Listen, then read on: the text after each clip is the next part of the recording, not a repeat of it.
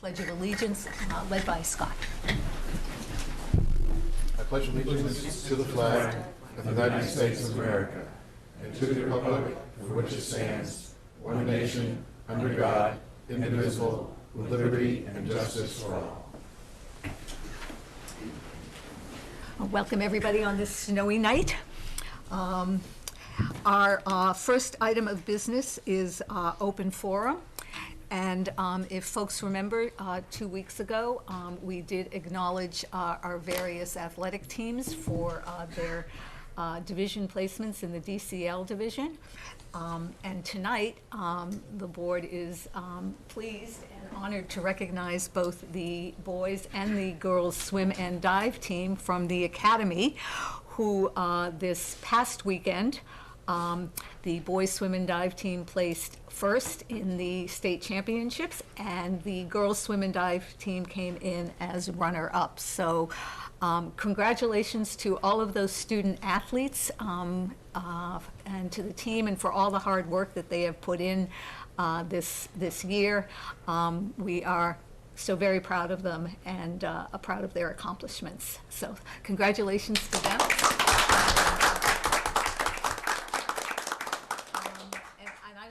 If the coaches, if you folks want to say anything, or just we're here. Well, thank you for recognizing. You have to go to the mic, okay? Thank you. I'm Harriet Cadet. I'm the boys head coach, and this is Caitlin Click-McHugh, the girls head coach, but we co-coach.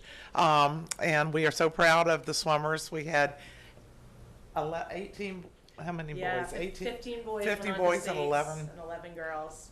Wow. Yeah. And out of the boys team, we had 8 seniors on the team, and they all qualified for state. You have to have qualifying times to go. So we were so proud of them, of the whole team.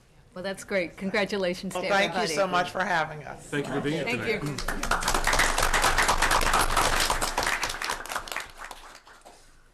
you. Okay, we are at our 7:05 p.m. item, which is our consent agenda. And we have a request to approve the Tour de Cure event. The applicant is Tim Wilson, Associate Director, and the date is Sunday, August 20th, 2023. Is there a motion to approve? So moved. Second. All those in favor? Aye. Yes, we can raise our hands because we are all present in the same room. So, and my error, I forgot to ask if anybody on the board has anything for open forum before I moved on. So, doesn't look like it, so, okay. We are at our 7:10 p.m. item, which is a request for a change of officers and directors on a Mass General Law, Chapter 138, Section 12, all alcohol club license for the Nabnasset Lake Country Club at 47 Oak Hill Road. Patty, is everything in order for that? Yes, this is just a typical administrative change of managers. They change their corporate structure like a lot of the clubs do every year. This just puts them right on the alcohol license. Okay. Any questions? Is there a motion to approve? So moved. Second? Second. All those in favor? And it passes.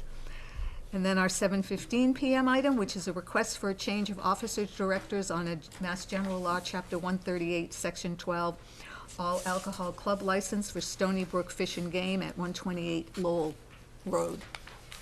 And I guess Patty, again, is this all set? Same thing. Yep. Okay. Is there a motion to approve? So moved. Second? Second. All those in favor? All right. Let's see, we are running a little ahead of time. I'm just going to take old business a little bit out of order, just to give us a few more minutes in case anybody is coming for the 2 items, and I may take minutes also. So we have a request from the Cultural Council to appoint Babita Kapoor Piplani as a full member for a term expiring on June 30th, 2024. Is there a motion to approve her appointment? Second. All those in favor? And it's unanimous. I know that for the request to change the signatory on the Mass Board of Library Commissioners, Is Ellen online, is Ellen Rainville online yet? Yes, she's there, and And is also the name of the person who I can't remember? the person from the library commissioners. Yeah, from the library Yep, commissioners. and Greg Corbo as well. We'll get Okay. them All right, so panelists in a can moment. we promote those three to panelists, Eric? Sorry, I may not have caught the other two names. What were the other two names? One is, Andrea Bunker is from the Mass Board of Library Commissioners. She's the library building consultant, and she Yeah. may be in the waiting room as well. Okay, And Greg Corbo, please, Eric. absolutely. Sorry about that.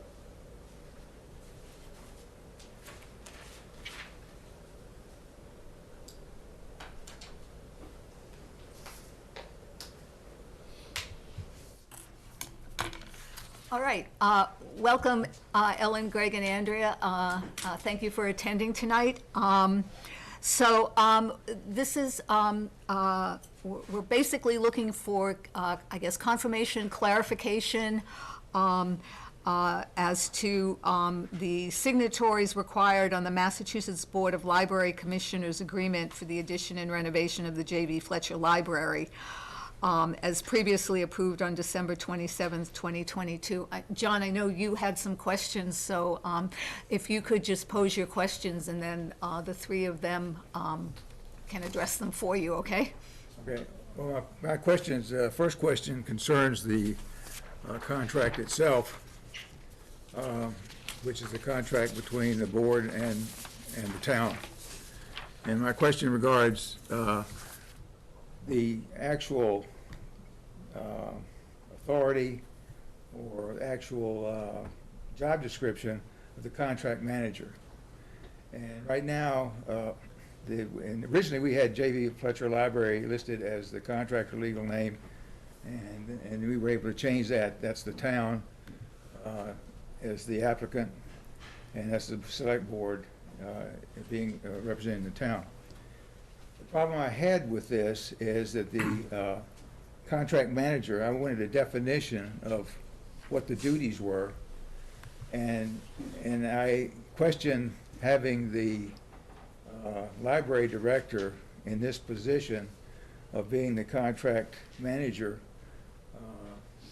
as far as working this contract or in contract with the board.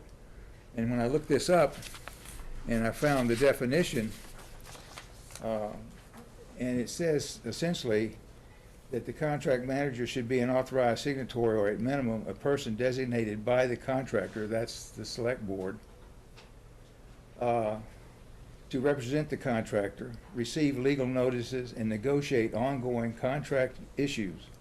The contract manager is considered key personnel and may not be changed without the prior written approval of the department if the contract is posted, et cetera, et cetera. So my question is this: I don't think I've ever seen where the facility occupant or the operator had this kind of authority, was in this kind of chain of control or management.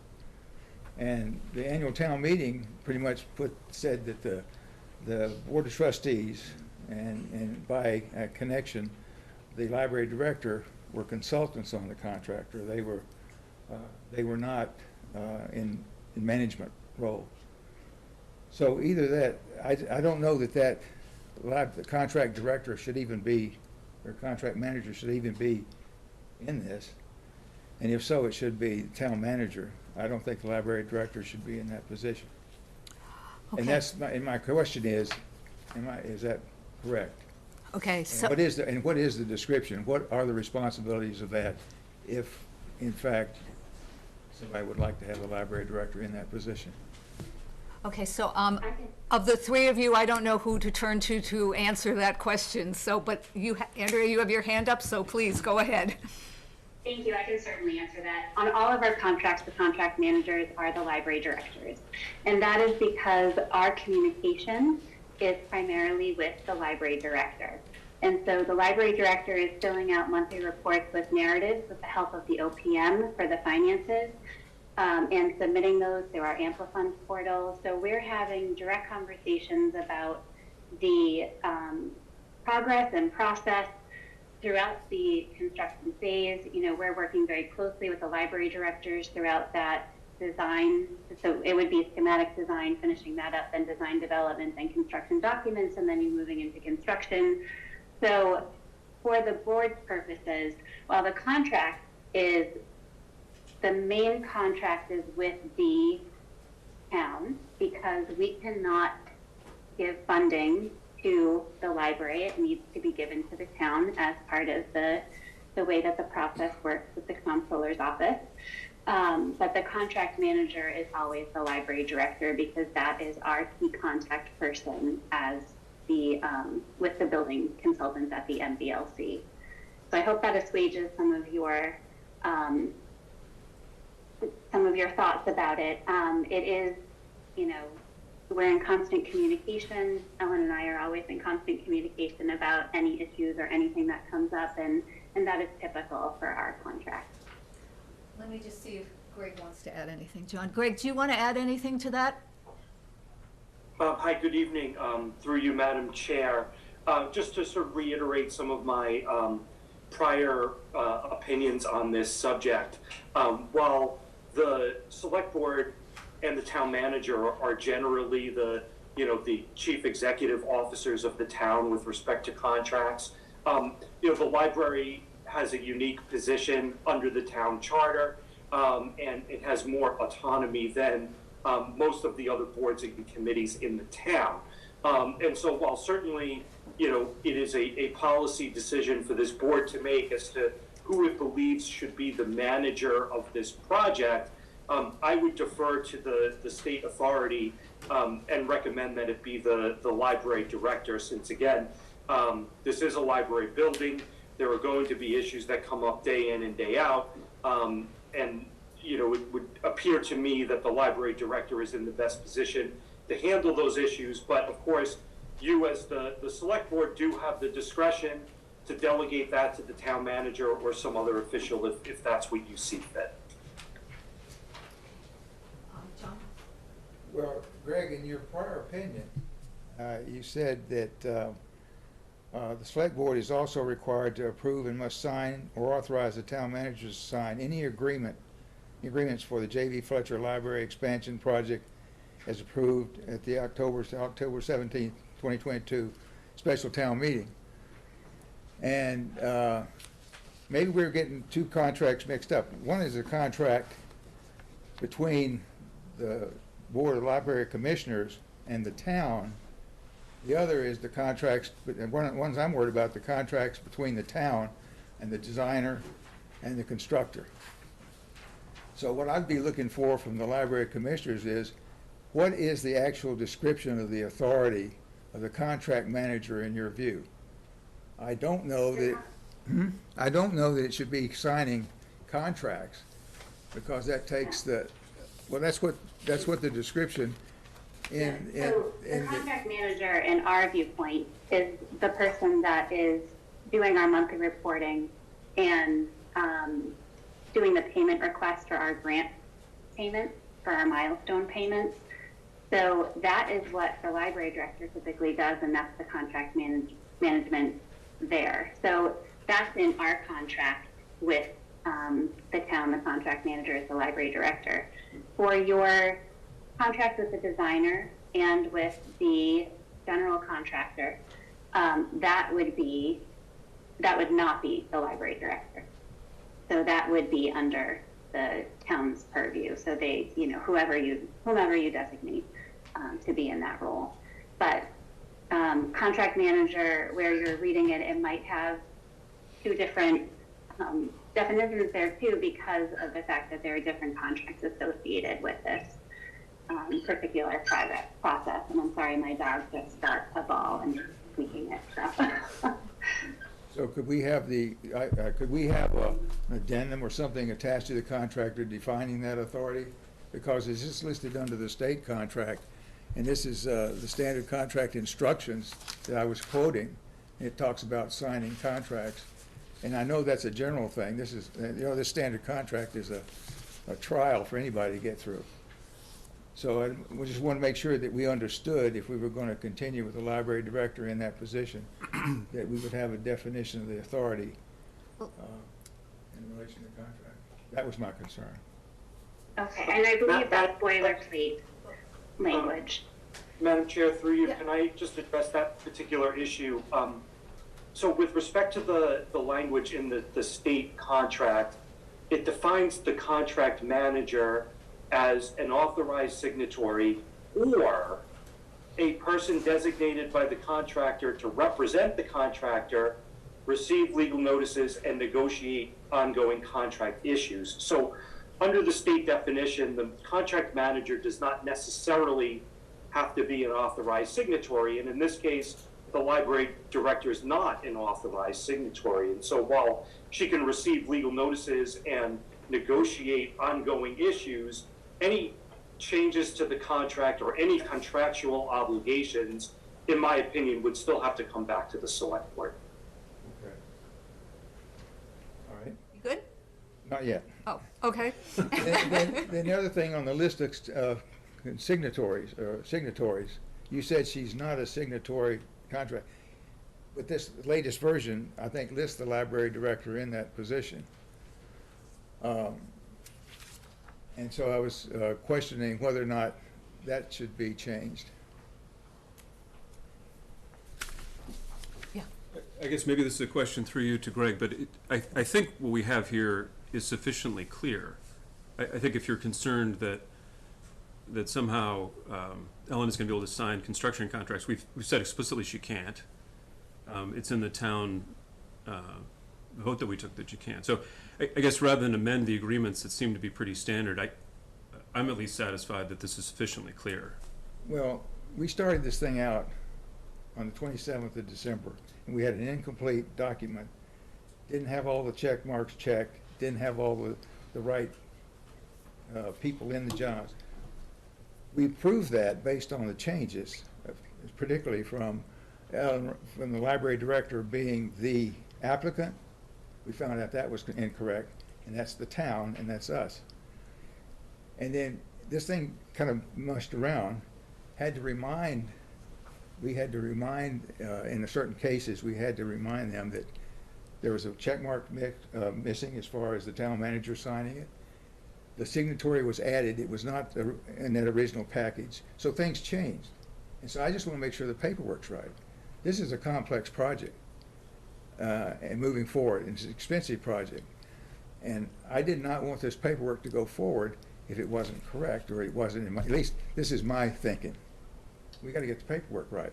So if the library director is not going to be a signatory, then it shouldn't be listed as a signatory. And then the very last piece of my concern was in the agreement, which lists all the assurances that we're giving the Massachusetts Board of Library Commissioners. All those assurances say the applicant will, and we're assuring them that we're going to handle this project in a certain way. And it's signed, it shows being signed by a committee or something, but it's being signed in this case by the library director. I don't think that's the appropriate level of signature for that agreement. So those are my objections in a nutshell. I think if we can get some kind of description of the authority on the contract, adjust the signature or signatory listing, and then have a different signature on the agreement.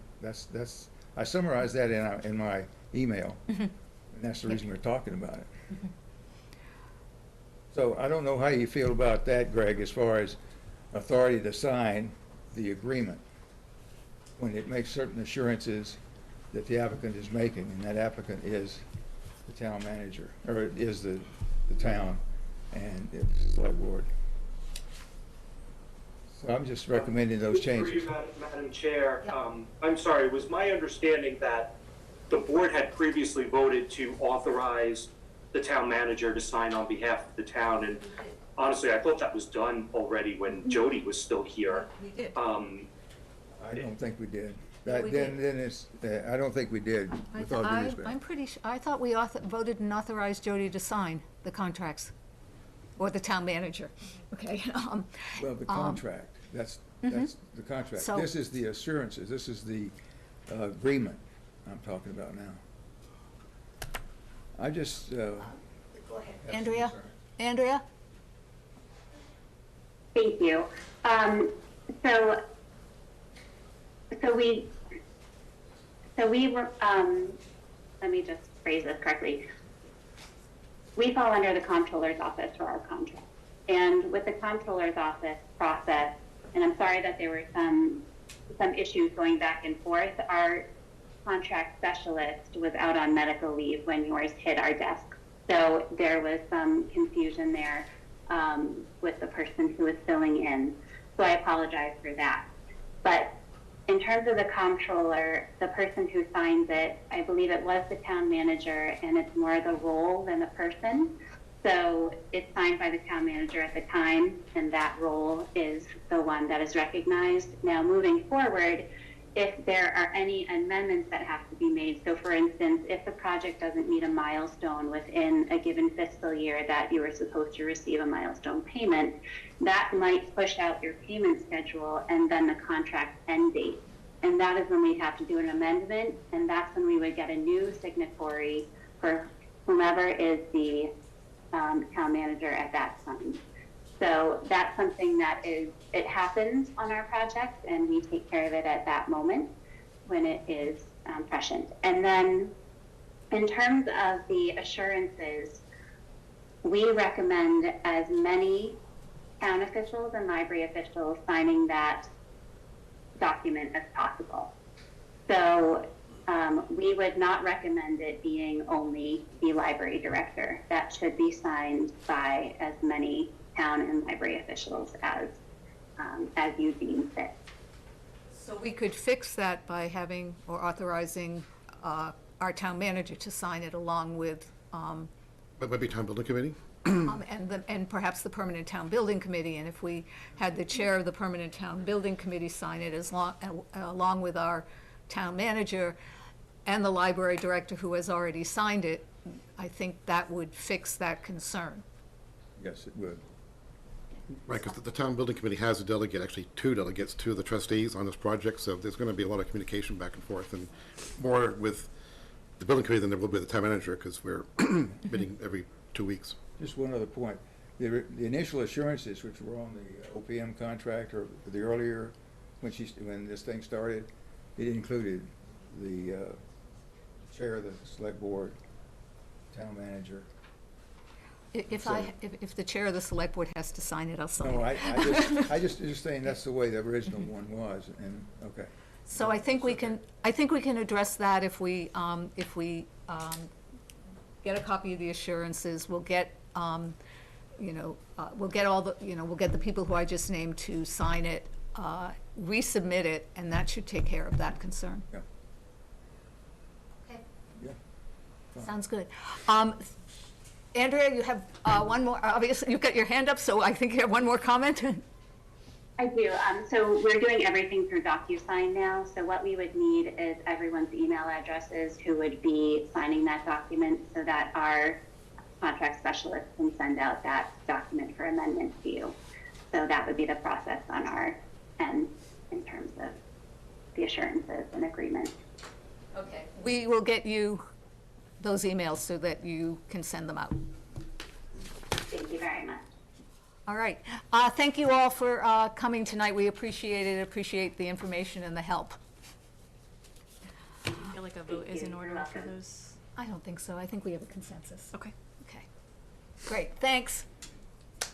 Okay, and we're now back at our first item under old and new business, which is to review and discuss the potential draft zoning bylaw language regarding firearm businesses and consider sending such draft language as may be amended to the planning board for their public hearing process.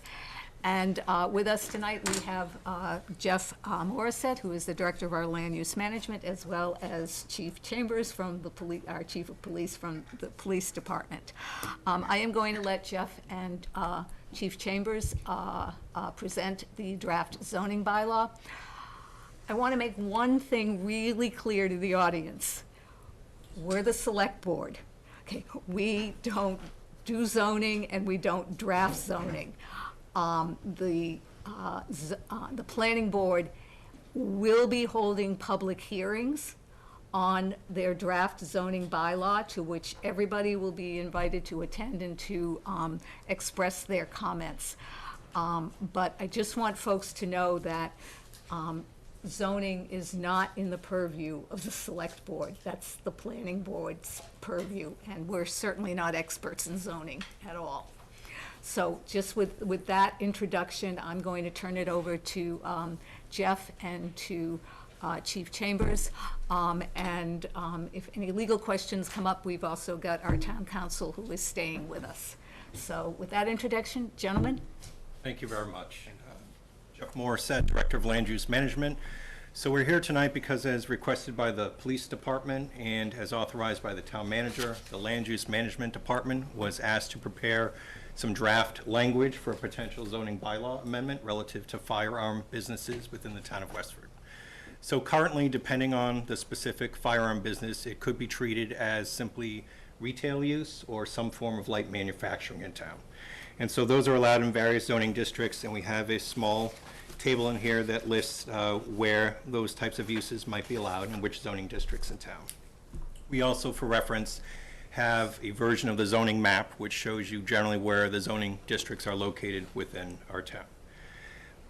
So, as discussed, we have just a draft bylaw for the board's consideration to start the conversation and discussion. A quick overview of this bylaw, which is in the packet. It proposes to separate firearm businesses as a distinct use. So in other words, they can be regulated and treated differently than, say, retail uses or light manufacturing. It would propose to limit the location of these businesses to certain districts, specifically right now, tentatively the Commercial Highway Zoning District and the Industrial Highway Zoning District. And for those who might not be as familiar with that, those two districts are generally located along Littleton Road, Route 110. We would propose requiring some additional setbacks to potentially sensitive receptors such as schools, childcare facilities, and other places where children might commonly congregate in structured activities. This process would designate a special permit granting authority and would require a special permit for new firearm businesses coming to town. It would also ensure that the police department is involved fully throughout the permitting process, as well as up to and including through operational status of a firearm business in town. Another item for discussion is potentially limiting the total number of special permits that might be granted for firearm businesses, for new businesses, to a total of 3. But it also provides currently the special permit granting authority the discretion for certain special circumstances to either waive setbacks to the various buffer requirements or to the total limit of 3. If by not doing so, it would actually cause a prohibition of a firearm business in town. So we think there's some flexibility in there that if a certain type of element of firearms is not currently provided in town, it gives discretion to allow an additional to provide that coverage of service that's not presently being provided in town. So that's the general high-level overview. We do have the specific language in the packet for the board. And before we get there, I'm sure some folks will have questions. How do we arrive at the number 3? Why do we pick 3 special permits from?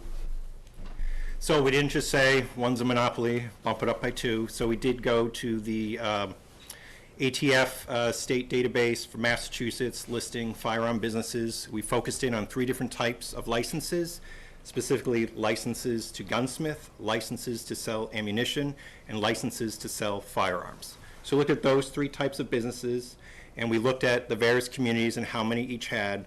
And if you go through at least the January 2023 listing from ATF, most communities, if you look at all the 351 communities, the average number of licenses to gunsmith is just under 1 per community. If you were to remove all the communities that don't have any such licenses, the average jumps to 2.7 per community. Similarly, if you look at the licenses to sell firearms, currently it's 1.2 per community on average. But again, if you exclude the communities that don't have any of those licenses, that jumps to 2.75 per community, which is still below 3. And then when we look at licenses to sell ammunition, that jumps to 1.5 per community. And again, if you exclude the communities that don't currently have those licenses, that jumps up to just over 3.08. So if you look at those, they're all at or around or below 3. And we also noticed a trend that in many communities, there's a doubling up or tripling up where a single business may actually hold multiple licenses of each of those license types. And so just going through some examples, we noticed that in one community, not in a budding community, but not too far, there are 6 licenses, but only 2 businesses held those 6 licenses, so 3 each. Another community, 6 licenses again, there are 3 businesses, each holding 2. And so it's not fair to say that's like that in every community. There's certainly communities where each business might only hold 1, but there's definitely a trend indicating that for a given business, they may well hold multiple licenses, which tends to make some sense. So that's at least how we started to arrive at the number 3 as a starting point for conversation.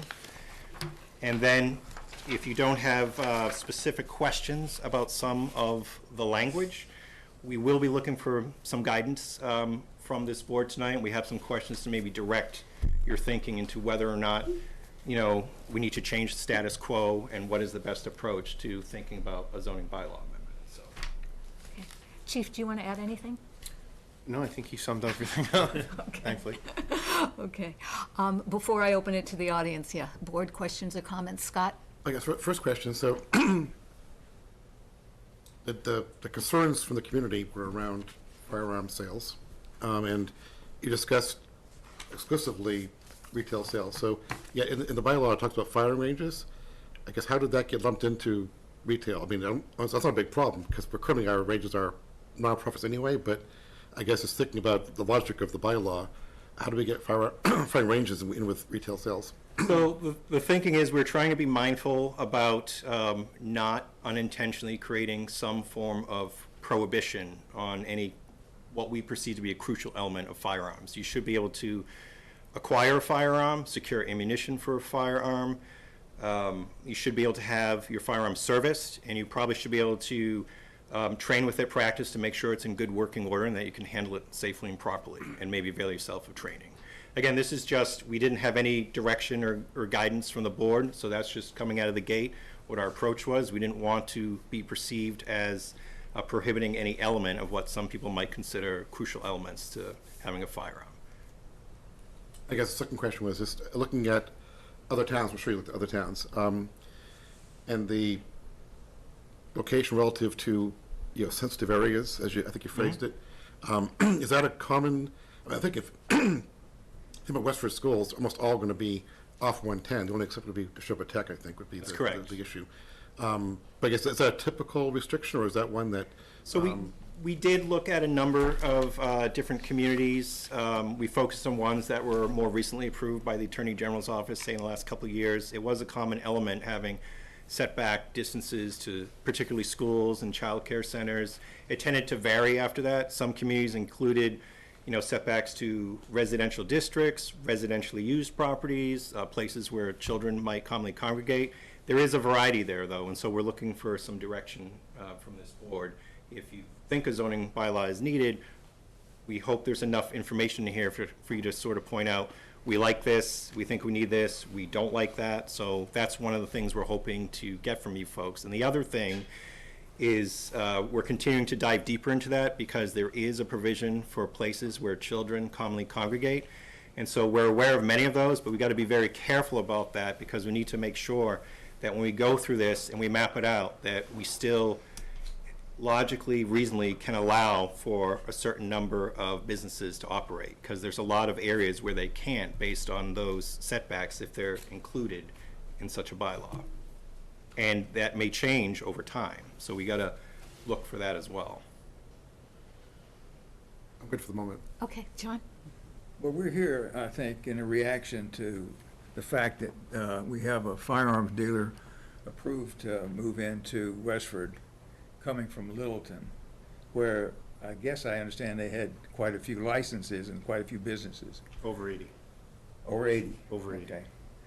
Now, if we were not to do this bylaw and you had additional applicants come in, where would we allow them right now? Where would they be allowed to establish a business?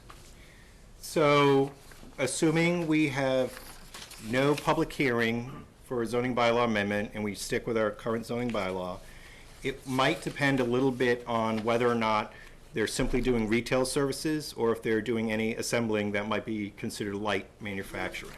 So I don't know if that can be pulled up, but there's this in your packet. So if it's just, Hold on a minute. Eric, can you pull up the table that shows the zoning districts? Sure. Thank you. thanks, Eric. So if it's just retail sales as part of that business, that could be allowed in the business district, the commercial highway, the industrial A, and the industrial B zoning districts. Could you point those out? Which is which? I can't, yeah. So I believe the B would be a yellow, a bright yellow, and they're very generally small lots, bright yellow. So that's in a residential area. That is frequently surrounded by residential areas, yes.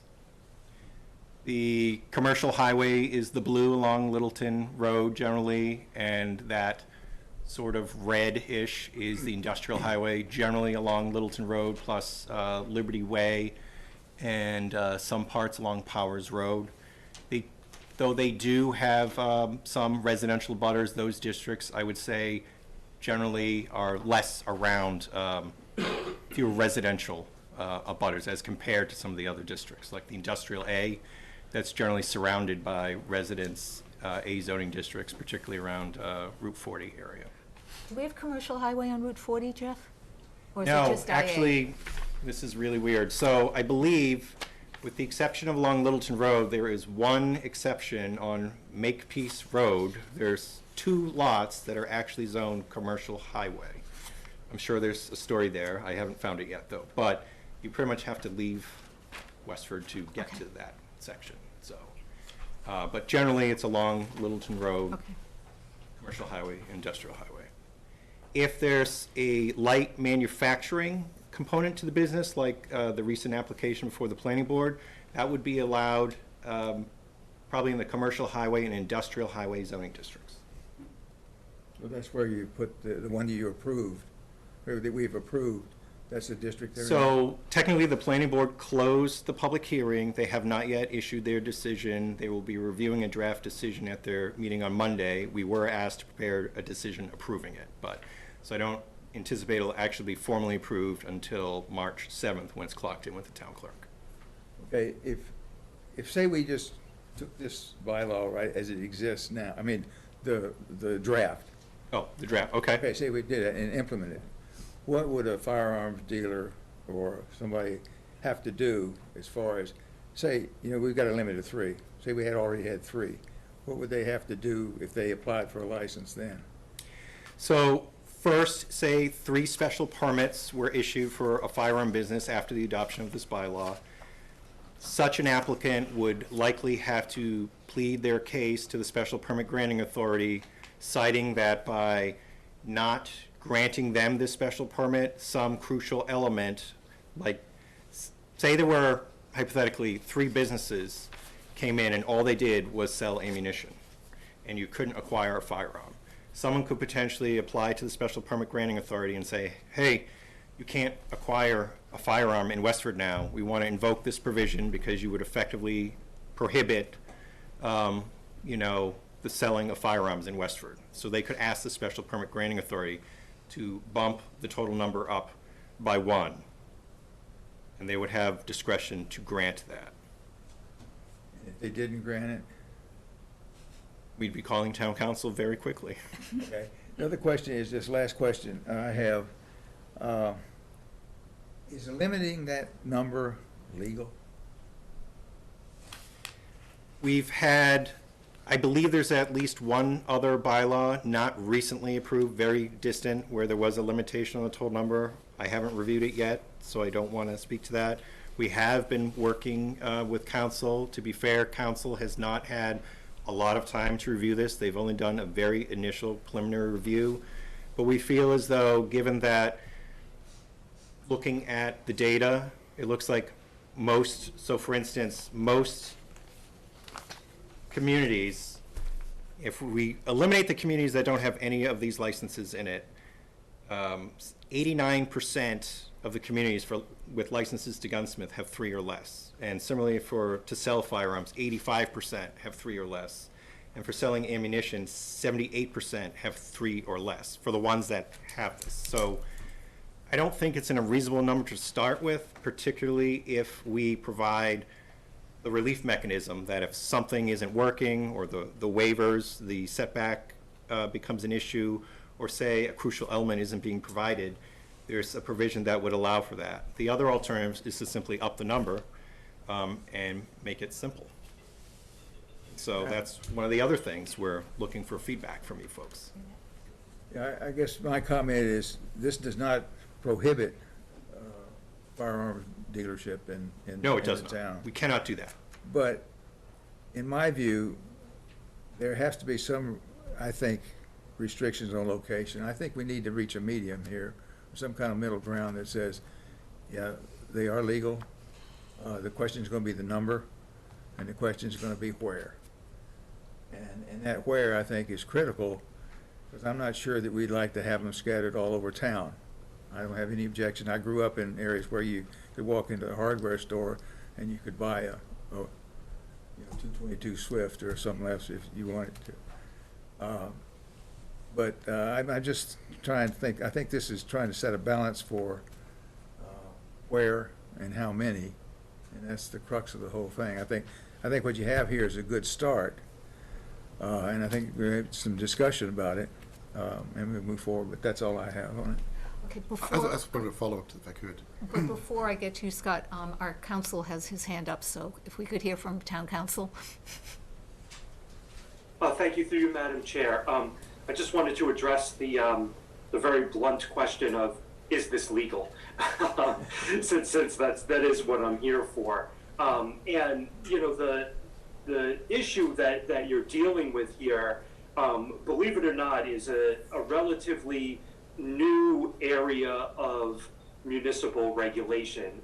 As you may or may not know, up until 2008, the Supreme Court and the federal courts had the view that the Second Amendment did not directly apply to citizens, but rather only applied to the right of a well-regulated militia. And all that changed in 2008 and further in 2010, when the court did hold for the first time that the Second Amendment does guarantee the right to bear arms. And so, you know, in the legal world, a precedent that is less than 20 years old is a very new precedent.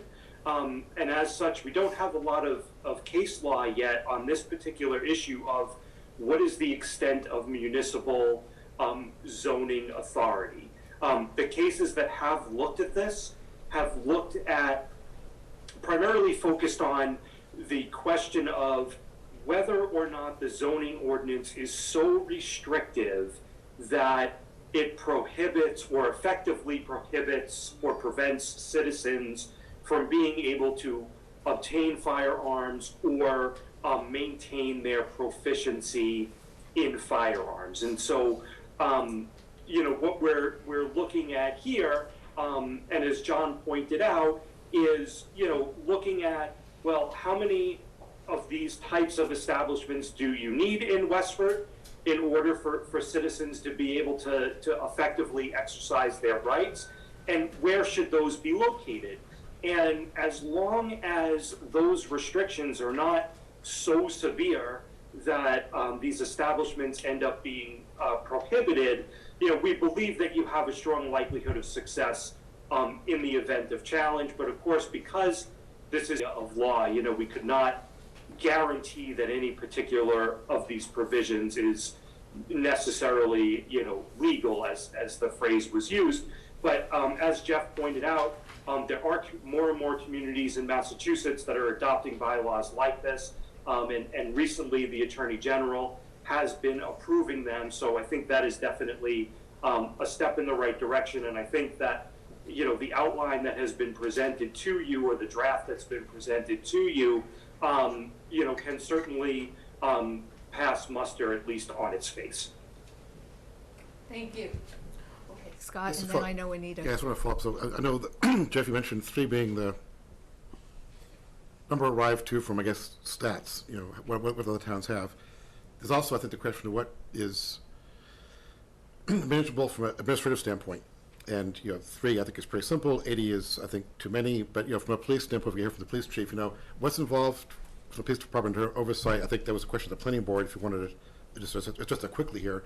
But just, you know, from your standpoint, with our current staffing and amount of oversight needed, what is a reasonable, you know, I guess, commitment? So the police department would have to undergo, well, specific officers within the police department would undergo some additional training for this very issue, dealing with firearms dealers, gunsmiths, and sale of ammunition. Littleton Police Department actually gave me their administrative form to check off. So under Chapter 140, I believe it's Section 123, there's 21 provisions within that law that the firearms dealer is supposed to maintain. And one of those provisions within it is our ability to go in and inspect the records for, you know, to make sure that they're thorough, all the sales, all the, who it's being sold to is properly licensed. Everything gets documented. After I talked to the Littleton chief, it's about 3 or 4 hours per dealer. He said to start. Obviously, if you have somebody that's a little bit more proficient or there's not as many sales or as much inventory, you might be able to get through it a little quicker. But we are required once a year to go in and inspect those. So obviously 3 isn't going to be a major impact, but it still will require additional training by the officers and scheduling. We also do have the ability to kind of spot check and go in occasionally, as long as we're not infringing upon their rights to check their records. We do have contacts within the ATF, so we will be working with them as well. So there is some impact.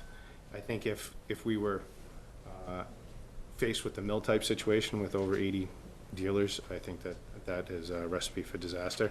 So not just administratively, but you know, criminally, just keeping track of all that stuff is incredibly difficult at that point. So. Good, thanks. Anita? Yeah, I have a couple of questions. Thanks for putting this together and tackling such a sensitive topic. I really appreciate your time, and Kristen too. I have 2 questions. So the SPGA, the Special Permitting Granting Authority, or whatever that's for. Could you talk a little bit about why you didn't go with the method of going then to town meeting, having the, like, if it sounds like the buck stops at the SPGA, that sounds like a lot of authority and power. And so if we talk about checks and balances, what we have, you know, for town meeting, for select board, and just for the other committees, it might seem like, to me, seems like a reasonable pathway to then go to town meeting. The same way we ask town meeting for whether or not they approve another alcohol license, right? I don't know. Could you talk a little bit about that? It's on you. Thanks. So I guess what I'll say is that a zoning bylaw amendment does require town meeting approval, as you know. And so if town meeting doesn't like it, they don't have to approve it.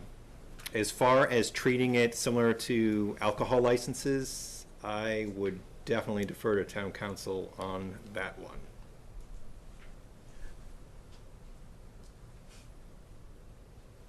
Greg? So proper. Thank you, through you, Madam Chair. So the issue here is that the role of town meeting is to, you know, establish what the ground rules are, where these types of licenses are going to be allowed, how many are going to be allowed, and what are some of the criteria for obtaining such a license. But then once the special permit procedure is created, then that is turned over to a town board, either the planning board or the zoning board, to look at each individual case. And that is similar to the way things work with liquor licensing. Under liquor licensing, the town has a quota of a certain number of licenses that it has available to it, and those licenses are administered by the select board based on applications that come before them. Now, if the town is at its quota, it can seek legislative approval to increase that quota to approve an additional license. However, once that legislative approval is given, the actual application still comes to the select board, and the select board has the ability to analyze that application, and is not bound to grant the application simply because the license has been made available. So a similar situation would be happening here.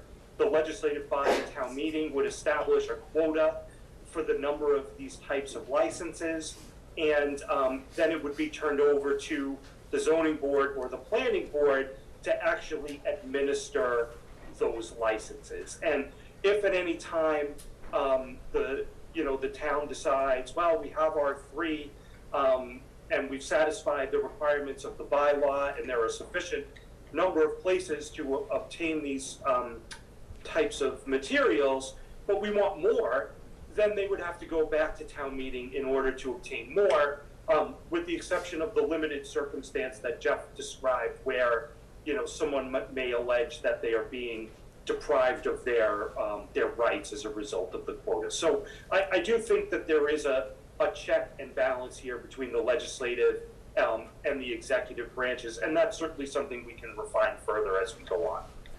Thank you. And a couple other things. So the proposal that you have here of the SPGA, where you have like select board / planning board / ZBA, where you think it would be one of those or a combination or all of them? One.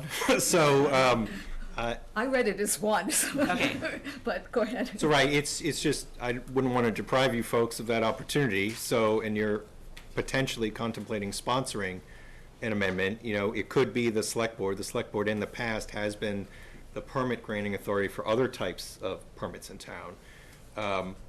I think signage, and in some cases still earth removal maybe. Didn't we, I think we gave signage back to you. You did. folks. Okay. So, but it is an option. But if you're thinking of streamlined permitting and minimizing number of public hearings, there's some logic for the planning board because they already would have to review it for site plan review and have that public hearing process as well. But that doesn't mean that that's the only consideration. So, I mean, if that's something that you folks want jurisdiction of, you can certainly suggest that. Okay. Well, I guess I am only speaking for myself. I would actually want a combination of select board and planning board. And then my third question is around the 5 years special permit renewal timeline or length. And could you talk a little bit about how you landed on 5 years? Sure. So we looked, and again, this particular one was really included to have a conversation about it. There were some instances of bylaws where they said subject to renewal annual every year. That seemed a bit much. 5 years is kind of distant. It seems like we don't know what we don't know yet. And so we don't really have any recent ones of these. So it could be a chance to refine, do a look back, maybe some minor changes. And there doesn't have to be a requirement that it be renewed at all. That could just come right out. So you have full flexibility in what you suggest. Well, I was just curious because for the alcohol licenses, which is the only thing I could think of to compare it to, it's annually, right? So I was just trying to figure out how we got to 5. It felt long. It just seemed to be a balance between those that was limitless and those that were every year. So that was quite arbitrary. I'll just chime in to piggyback on Anita. I thought 5 years appeared a bit long as well. I agree with you, perhaps every year is too frequent, but between 1 and 5, I think is something See, that you can look at. What? I go the other way. To me, 5 years makes some sense. Your average firearms license for a citizen is 5 years in Massachusetts, but if you're any other business, you're in town doing business, and you're doing business legally, we don't say, we want to check on you every 5 years and to make you renew. I would just give it permanently, but that's me. Well, you asked for opinions, and now you've got several different ones. Did you have anything else? Oh, before? no, that's it. Okay, Thank you. go ahead, Tom.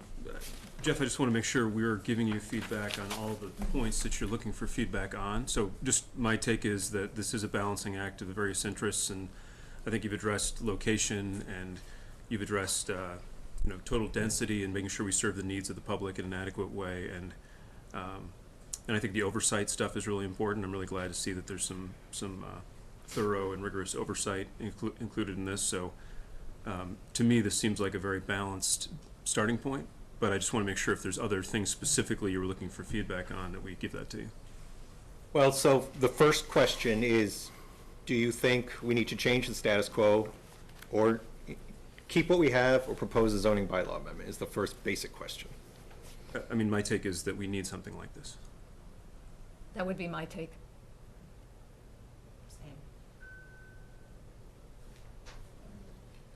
I guess maybe it's, I guess I agree, but, you know, when you think about, is it 1 year, 5 years, 10 years perpetuity, I guess the question, under what circumstances would you lose your license? Because with alcohol, you have sort of penalties.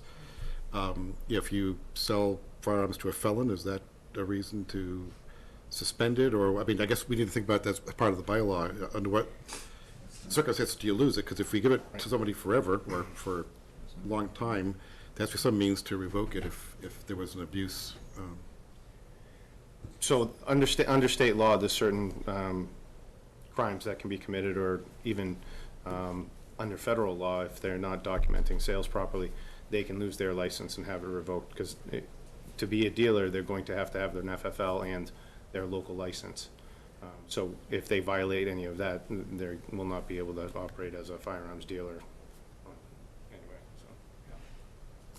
So I guess maybe in addressing that, as you look at the bylaw, perhaps there's some way you can put into the bylaw that it is, you know. I think in the bylaw, it does say maintain proper licensing. But we can But double even check it. more than, you know, maintaining proper licensing, if you violate state law, as you just indicated, Chief, that, you know, you could be subject to losing your license or something. We can do that. Yeah, you know, something that addresses that. Do you agree with the general location of the zoning districts that makes sense along Littleton Road, commercial highway, industrial highway? My take is yes, and also just for the good reason that you exclude the yellow category up there, which is residential adjacent. Okay. Yeah.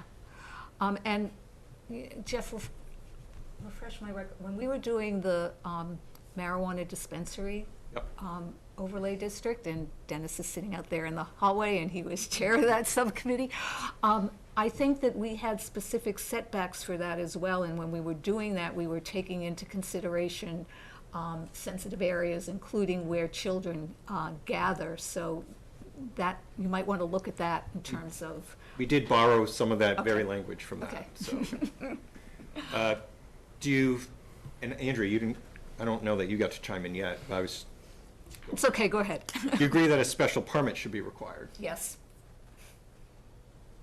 Yeah. Yeah, definitely. agreed. So as compared to right now, site plan review, you don't look at the site plan review standards, special permit. While you could create other, special permit maximizes discretion.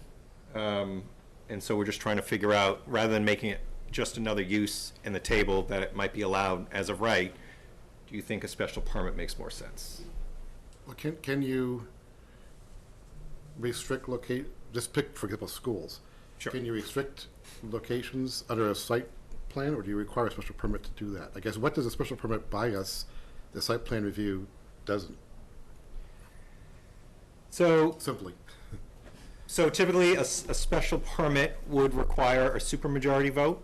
So in this case, if it were planning board or select board, it would be a 4 to 5 vote rather than a simple majority vote for site plan review. You might be able to build in additional safeguards with a special section of site plan review, but I think that would be far more onerous a process. I think special permit probably just makes the most sense if you're trying to balance a lot of things and include additional criteria. It makes the most sense, but, you know, town council wants to chime in on that. Site plan versus special permit, pros and cons. So, under a special permit or under a site plan review procedure, you know, the idea of site plan review is that you're looking at something that is allowed as of right and making sure that it is consistent with certain defined objectives, versus a special permit is something that is not allowed unless it can meet certain defined objectives. And so, you know, if you wanted to say to limit these types of facilities to certain zoning districts, you would have to state that specifically in the zoning bylaw that says that these facilities are only allowed in these certain districts. And then you can further decide, do we then want to allow it by special permit, or do we only want to have site plan review? The difference being that you can deny a special permit if it does not meet the requirements of the zoning bylaw, whereas with a site plan review, all you can do is impose conditions to make, you know, the use more in harmony with its surroundings. So if you wanted to limit numbers to whatever that might be, does that require a special permit, or can you do that with a site plan as well? You mean limit the total number of? Yeah. Oh, okay, I just was clarifying. I would say that you could do that either way, because there's sort of three things that are going on here. One is, where will these be located? And that can be done through an amendment to the table of uses. Two is, how many are going to be allowed? And the way it's written right now, it's written that there can only be 3 special permits granted, but in my opinion, that could also be written in a way that there will only be 3 facilities, or, you know, 3 firearms businesses. So in my opinion, you don't need a special permit in order to limit the number. And then the final piece of the puzzle is, once you decide where they're going to be, once you decide how many there will be, then you can decide what are the conditions under which we're going to allow these, meaning what requirements do they have to meet. And so you could say, all right, we have less than 3, you're proposing something in the correct district, but, you know, we think that for various reasons, your application should not be allowed. That would be something you would have the ability to do. Whereas if it was site plan only, you would be limited to saying, well, we want you to do X, Y, and Z in order to make it better. But we can't tell you can't do it if you've met the other 2 conditions. But if you back up to the earlier argument that the Supreme Court has said in 08 and 10 that the right to bear arms is given, then do we run into problems with that special permit as opposed to a site plan? Because you're now saying that you are going to put constraints on a use. Well, so again, you know, this is a relatively new area of law, but my interpretation of it would be that you have a procedure that allows these types of facilities to be in town, subject to certain reasonable restrictions that are related to public health, safety, and welfare. And you're not effectively prohibiting them in general. And so while one particular business may come in and not qualify for the special permit, that's not to say necessarily that no business could ever qualify. That's the difference there. Now, if, you know, you deny the first one, you deny the second one, you deny the third one, then maybe there's an argument that, well, no one can really meet this criteria. But, you know, as long as it's you know, legitimate public health, safety, and welfare criteria, as long as there's sufficient land area, and as long as there are sufficient numbers, then it's my opinion that you do have the flexibility to say, we're not going to allow them unless they meet the conditions of a special permit. John and then Greg, if you had just allowed it by right, could you restrict location? Could you specify distances from certain activities? And could you specify a number? Yes. So you could handle this without doing a special permit. Because really, I think we're looking at, you know, in my mind, we're trying to balance some interest here. There's public safety, and the interest of gun owners, the interest of the citizens at large, and, you know, trying to avoid having a plethora of gun dealers in one spot like they had in Littleton. That's just my opinion, but, so we could do that. We could provide, we could do that with just regular site. That is correct, through you, Madam Chair. There's nothing in this that says that it's an all or nothing proposition. And so, of the three mechanisms that we're looking at, you can say we only want to adopt two of those three. We want to restrict them to certain zoning districts, and we want to restrict the numbers. And, there's nothing that couldn't say that even without a special permit, that you could have a requirement in the zoning bylaw that says, they have to meet certain setbacks and they have to meet certain other types of requirements. And there are all kinds of setbacks that are right in the zoning bylaw, even for uses that do not require special permits. Yeah, so I personally feel that the special permitting number of 3 is something that I would support. I think because we have a certain number of licenses for alcohol, I don't know why we wouldn't do that for this type of business as well, which are both legal businesses, right? I think it also streamlines the process with the PD. So, I don't know what your role is usually in a site plan review, but for the SPGA authority to work with you both, I feel like there's certain steps with that, so there's transparency in the community as well of what those steps are, and that everyone would be more aware of what that process is if an application comes forward, if this process is in place. And also, I think it's easier, seeing that it's a new area for us and for other towns as well in the Commonwealth, it's easier, I think, to start restrictive and then go open if we need to. Because if you start open, it's hard to go back to restrict things for businesses that are already there. So that's my personal opinion on that. Tom? Yeah, just briefly, on special permit, I would favor special permit, just for the reason Anita mentioned, that it's kind of new and we're still learning. And we saw how a responsible neighbor community had things go dramatically sideways fast. And I think we just, in this sort of initial sensitive phase, would rather have the incrementally additional discretion you'd get through the special permit. I would agree with both Anita and Tom, so without further explanation, so go ahead. And I guess I would add that people still apply for additional alcohol licenses. So the same could apply here. And so I think starting at 3 would make sense to me. I would support that. I'll agree. I think a 3 makes sense. I want to agree with special permit. I think site plan is sufficient. Newport But I materials. can be outnumbered.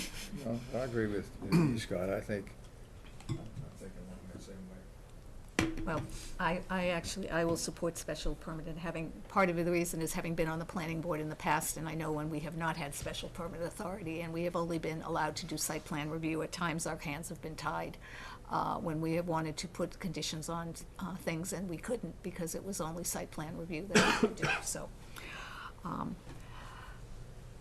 What else, Jeff? Winding down here, whether or not you believe there should be a special permit granting authority, if there is one, who do you think should be the special permit granting authority? Select board, planning board, zoning board of appeals? Or some combination thereof? I think Anita wants a combination. And this is why I think it should be a combination, because I think the select board and the planning board have two very different perspectives. So I think it would make a more holistic, comprehensive view. I understand scheduling is difficult with public hearing, but I don't think that really matters to me and kind of in the bigger scheme of things. We should just get the people together and look at it together. So that's my thought on that. I guess I would agree with actually select board and planning board. Mostly because those are elected boards and ZBA is appointed. But mostly because ZBA really is about granting exceptions from the zoning or policy. And planning board and select board are about making the policy. So to me, it seems like it's a policy decision. It belongs with select board and planning board and some either combined or with some representation from both. Yeah, I would support that. I would support that as well. Yeah, I would agree. So, while we have counsel here, so are we talking about joint special permit granting authority or a concurrent public hearing with site plan review by the planning board, meeting at the same time with the select board, who's the special permit granting authority? Or the select board as a licensing authority of a separate license. Is there a separate license to be had? I think we would like some clarification on that. And have you ever seen a town require a multiple special permit granting authority? Could we make the SPGA, just as Scott said, like joint? I mean, I don't know if this. Maybe that's the question that Greg needs to think about further.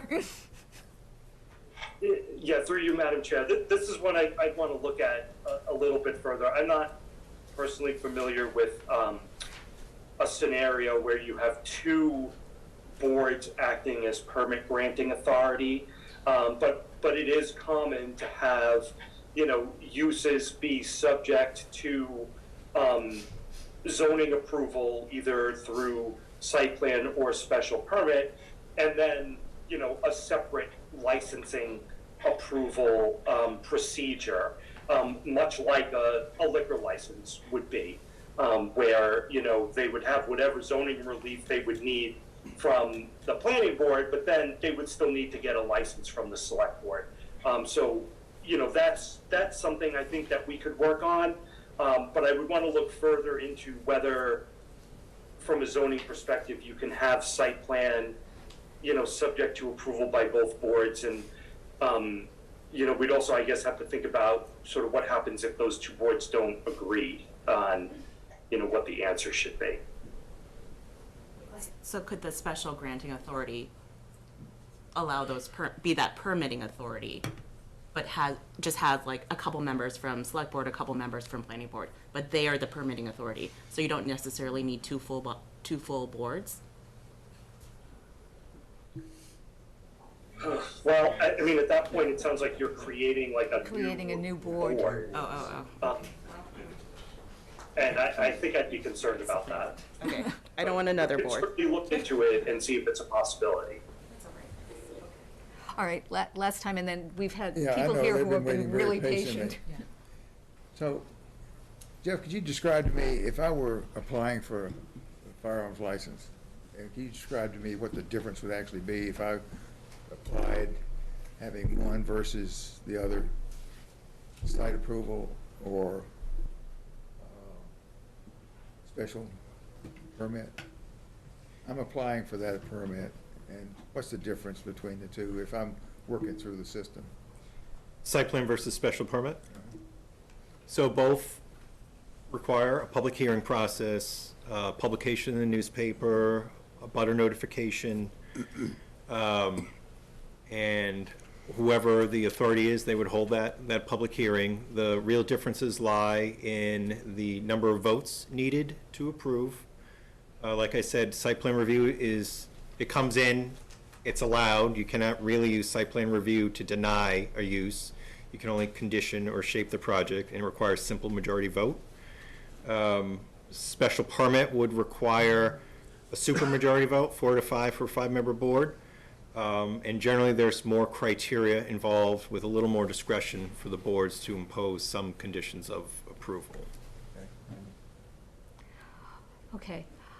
You folks have been really patient, and I really appreciate it. I'm sure some of you have some comments to make. If you could come to the microphone, and please identify yourselves before you speak. And also, if somebody has made your point, please don't repeat it. Thank you. Everybody, Diane Wood, 122 Depot. A couple of things. I want to applaud all the effort that land use and the police department and the select board have put into this. I acknowledge it's a very complicated topic, and there are a lot of issues, regarding it.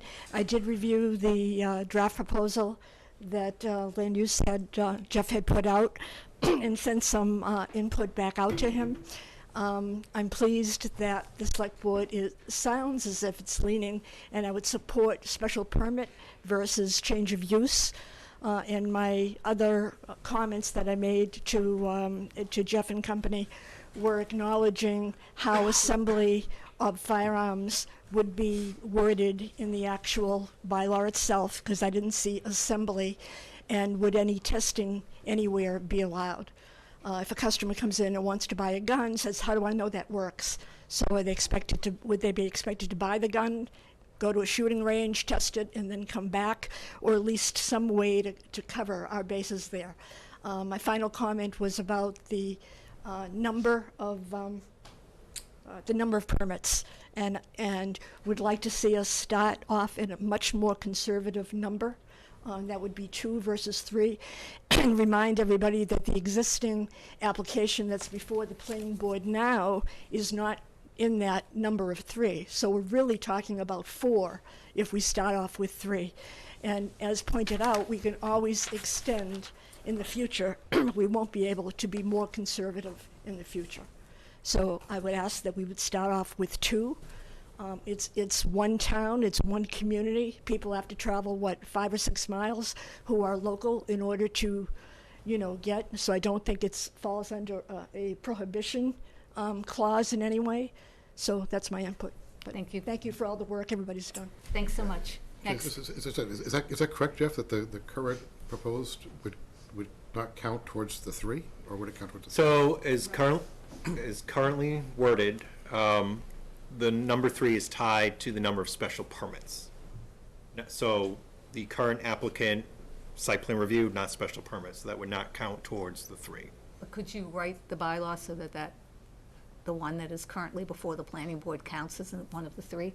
That is possible to do so. Okay. Sounds like an ex post facto law to me. All right, next. Hi, Scott Bloom, 17 Old Homestead Road. I'm probably going to come at this from a little bit different perspective. It's the first time I've ever spoken at a meeting like this. Welcome. But when you get a guy like me out of his chair at this time of night, you've hit a nerve, at least the topic has. So I moved to Westford in 2008. My kids have been brought up here for 15 years. I've pretty much 15 years. We've joined Scouts, joined the Sportsman's Club. What attracted me to the area, prior to that I lived in Acton, was I was driving down Route 40 and I saw some people ice fishing out on one of the ponds. And I thought, this is probably a community for my family. I'm not originally from Massachusetts. So that was really a principal reason why I moved here. And made a lot of friends here, been involved in community activities, specifically through Scouts. We've done a lot of charity work in the area and so forth. The little things matter to me, and this is what I've seen over time, and this is what got me out of my chair tonight to come here, is since then, I remember just things popping up on the radar. I would call them red flags. And I know it's not everyone in here is responsible for everything. It's just my perspective on this. I remember a controversy regarding bird feeders and bears, where there was going to be some consideration of banning bird feeders or something like that. I was sitting to my side, I said, you got to be kidding me. Where I come from, we know how to take care of the problem, but I ain't banning bird feeders. But put that aside. Then there was this brokering of a secret deal with the asphalt plant. I don't want to get into that, but I'm just saying it popped up on my radar. Then there's the Cornerstone Square. The place is a mess. It's gone from bad to worse. Then in April 2020, I'm in my yard. I'm building a garden for my wife for Mother's Day. Took a little time. Next thing I know, now remember April 2020, this is the beginning of the pandemic. We didn't know what was going on. We didn't know how bad this thing was. I've got the building commissioner knocking on my door telling me not to build a chicken coop that I wasn't building. I wrote the select board members at the time. So this is ridiculous. I mean, even the mask could have been used for responders. That's when we didn't know what was happening. I got a guy knocking on my door telling me not to build a chicken coop when it was a garden for Mother's Day to keep all the varmints out. This is ridiculous. Then in December 2021, when we did know the effect of the pandemic, we got the Board of Health extending the mask mandate locally, putting residents in conflict with the local businesses, right? This mask mandate is supposed to be happening. Every morning I go to Dunkin' Donuts. 4 people aren't wearing them, 4 people are wearing them, but the mandate's still in place. It's ridiculous. Stop. We don't want to be regulated like this. We want to be free. I want businesses to be free to do business. I don't want the regulations. We're solving for a problem that doesn't exist. The other thing that's really, just my final say on this, I look at the fire department that we have here. And I contrast that, I mean, it's got a granite sign out front, maybe it was donated, I don't know the particulars. I think it's got a heated driveway that melts all the snow. But then my kids come home and we're getting emails from teachers that saying, we need Kleenex for class. And my wife is going out and buying Kleenex so that the kids could bring it into class. They need supplies for the schools. But we've got the state-of-the-art fire department. I think, you know, there's some things that are off in this, and to me, they're flags.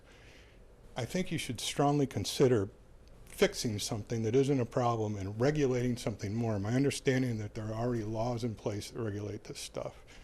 So if I'm not mistaken, what we're talking about is an additional layer of rules, ordinances, laws, qualifications, just going to make it more difficult for good, honest people to do business. That's my opinion. Thank you for hearing Thank it. you. Thank you. Dennis, but you have to tell us who you are, even though we know who you are. Dennis Galvin, 90 Concord Road. Former member of the planning board for 12 years, chair for 2. I just wanted to caution the board about the issue of the special permit. And the reason I raise it is because Chief Chambers mentioned the fact that there are federal and state firearms regulations. These are very heavy regulations. I mean, the federal firearms regulations about this big. State is just about a little bit smaller.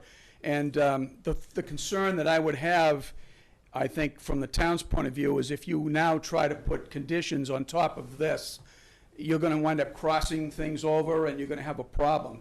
I think that as far as your specific concerns about how the businesses are conducted, how safe they are, their reportability and their accountability are pretty much well addressed by current state and federal laws. And the last thing I would just simply say is this idea of having 2 boards do approve the special permit, I think would open the town up to a major civil suit, because it's not done anywhere else. We have no precedent for that. And if you were to apply it to a business that has certain Second Amendment protections, I think you're going to be opening yourself up to a possible serious civil suit that would cost the town some money and then defeat the purpose that you're trying to accomplish. So thank you. Thank you. Thanks. Sir? Board members, my name's Scott Padden. I'm 53 Plain Road. I just want to ask one question. I keep hearing this every meeting that comes up about this.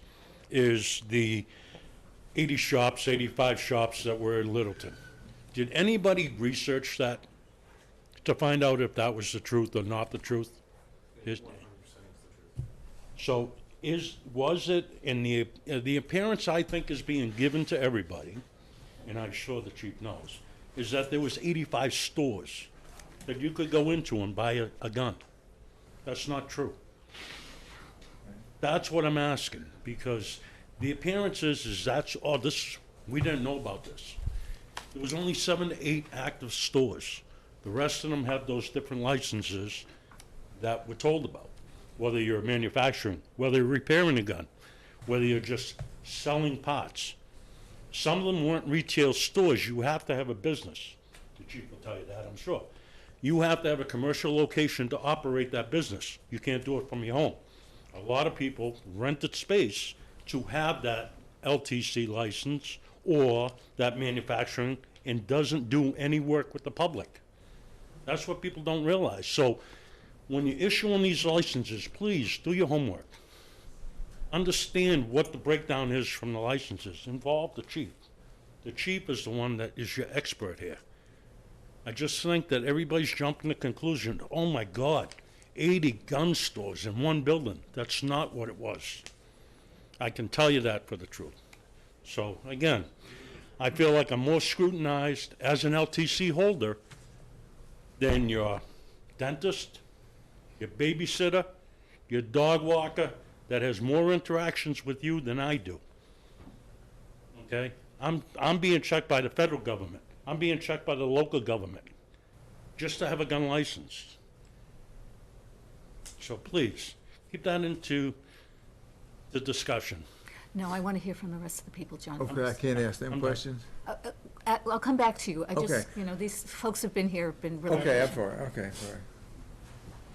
Sir? Hi, my name is Jeff Pearson. I moved here about 4 or 5 years ago. I actually want to address some of the questions that some of you have, or points that some of you have brought up.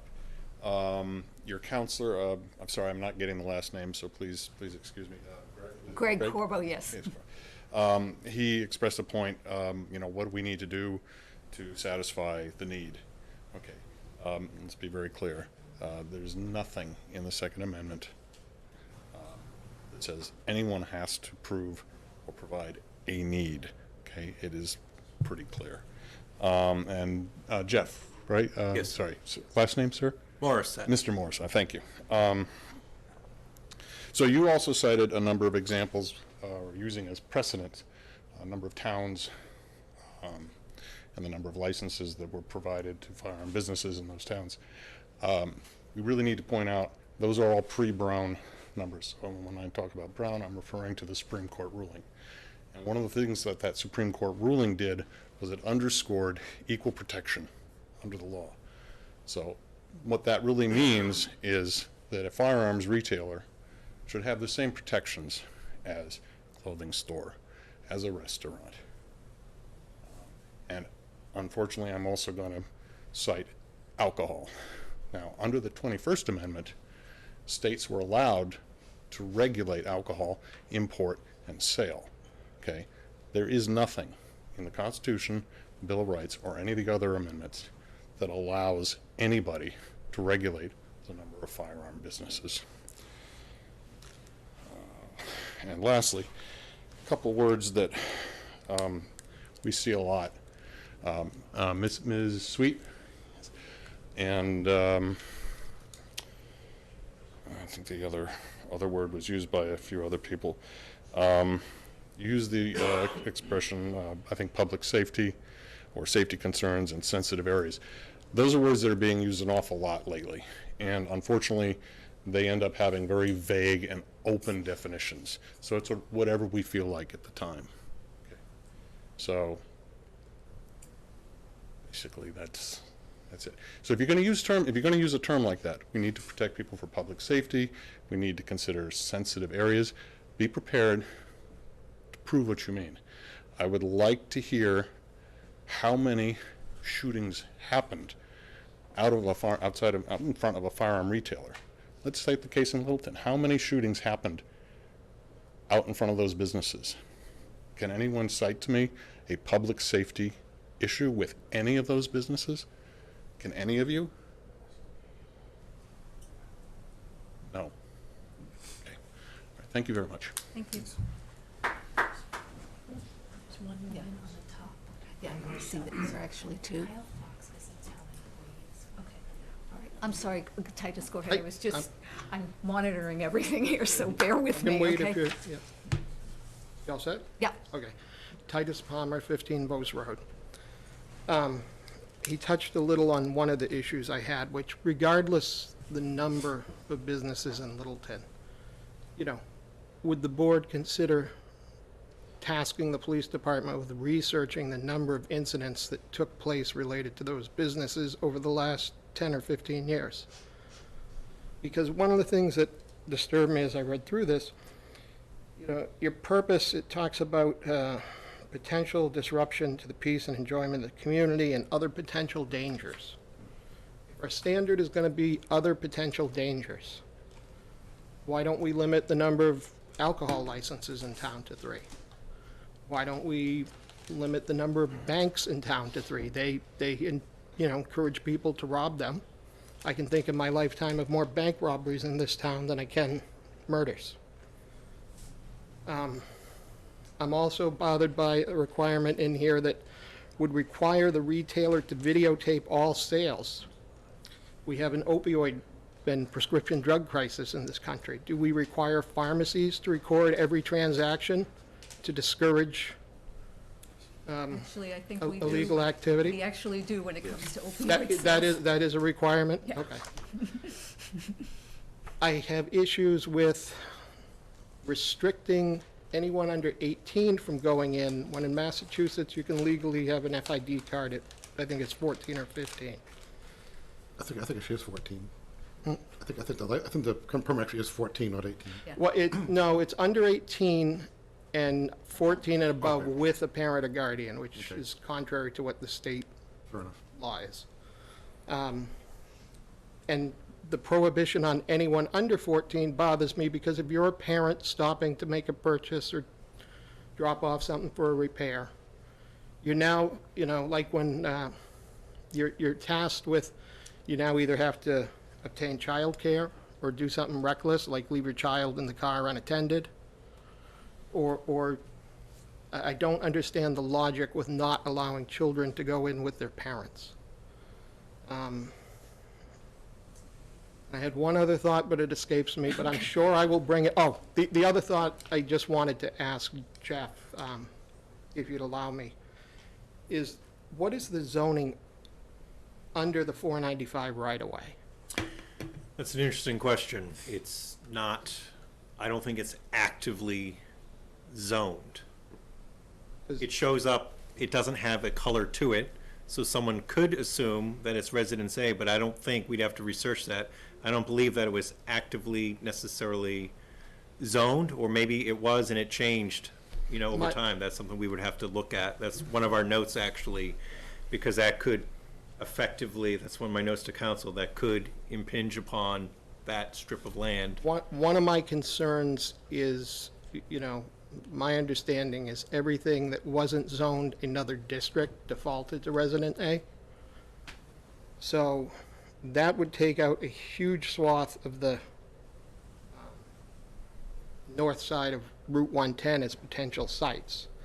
You also have the issue on 110 of the commercial highway zoning is not that deep. In many places, it's only 400 feet deep. And some of the larger parcels, like where the marketplace, where Whole Foods is and Chipotle's, those go from 110 right back to the residential zone. And with that 150-foot setback requirement from a residential zone, from the nearest point on the lot to the nearest point on the prohibited, I guess, items that would be prohibited within so many feet, that again would take out a huge stretch on the other side of the road. So, I would like you to ask planning to come up with a map that shows where exactly these would fit. Because I think, conservatively, you're taking out 70% of the industrial, commercial highway zone as a viable site for these businesses.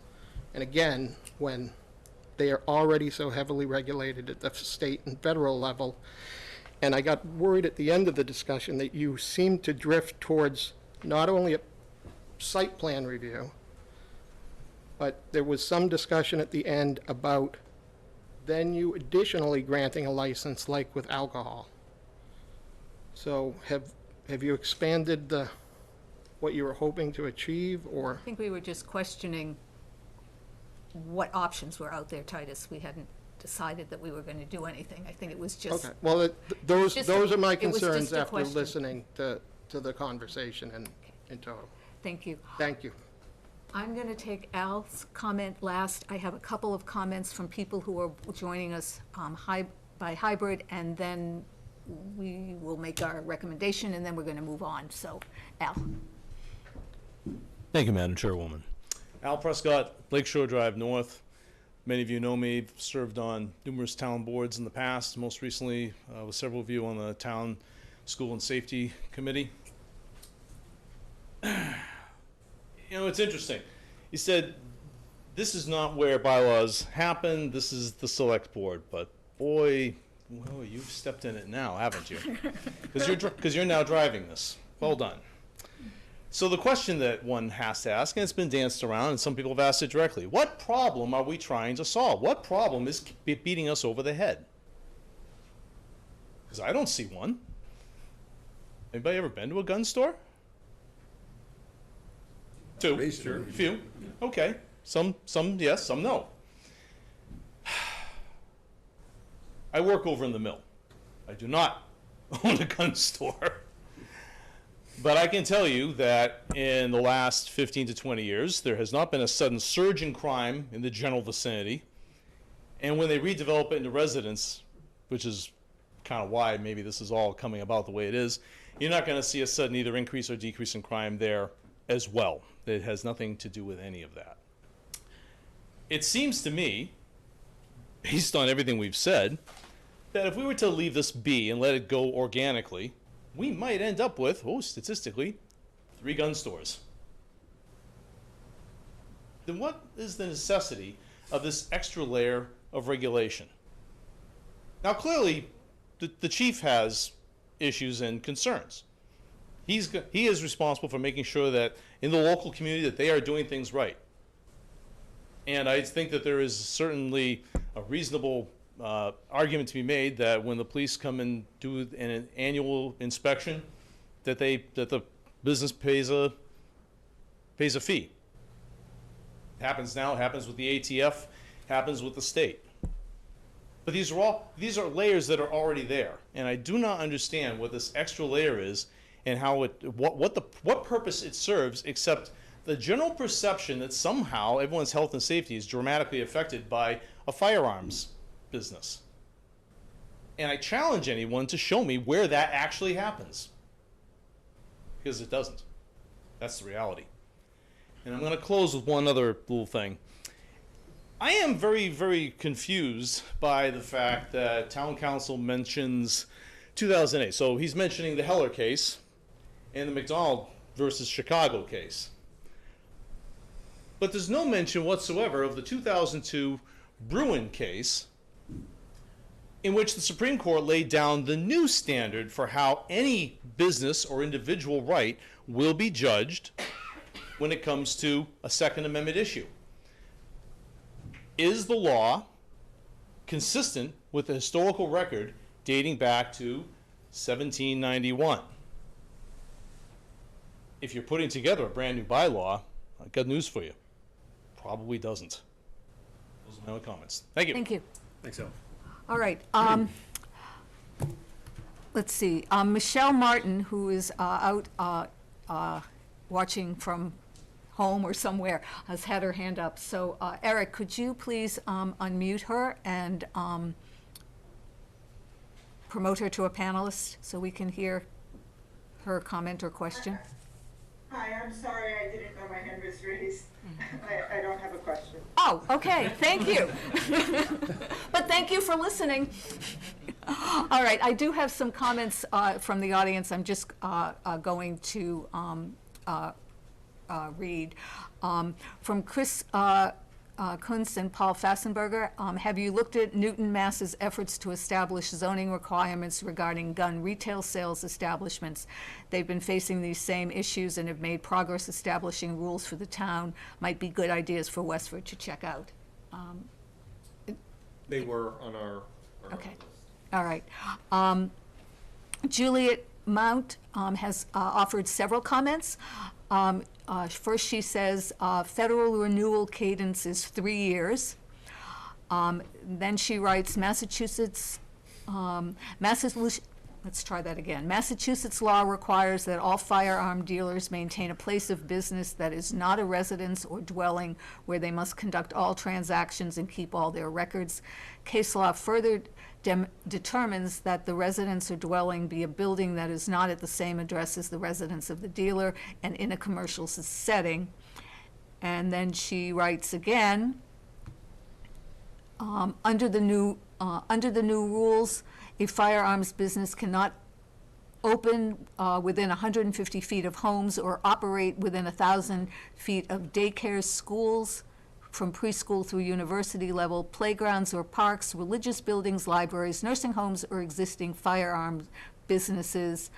And then she writes, finally, in Newton, Mass, among other provisions, their firearm dealership zoning amendment establishes buffers between firearm businesses and places at schools and daycare facilities, and requires firearm businesses to seek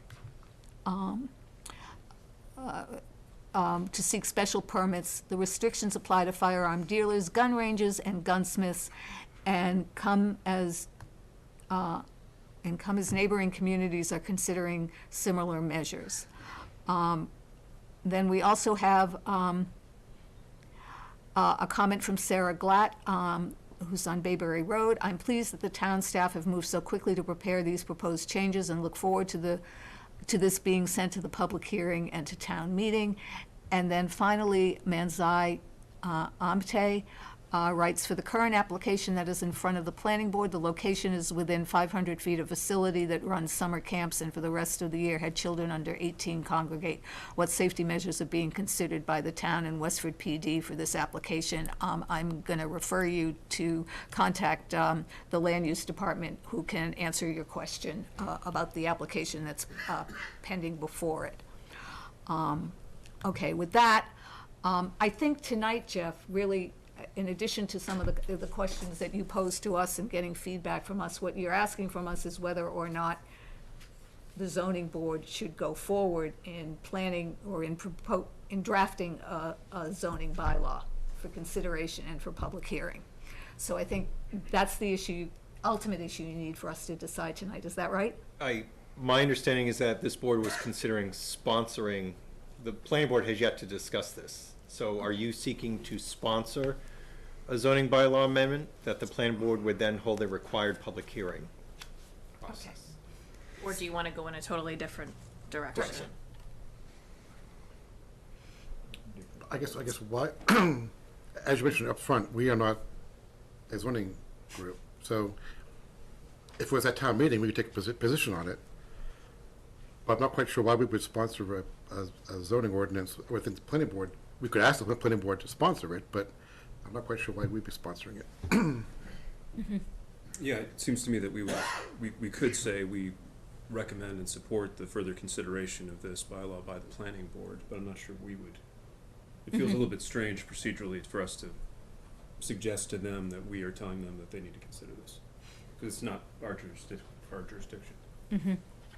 I guess, yeah, I guess. So I'll defer to council, but you're certainly one of the boards who can sponsor a zoning bylaw amendment. So if the outcome of this is you simply want a request to the planning board for them to consider sponsoring a zoning bylaw amendment, we can certainly do that.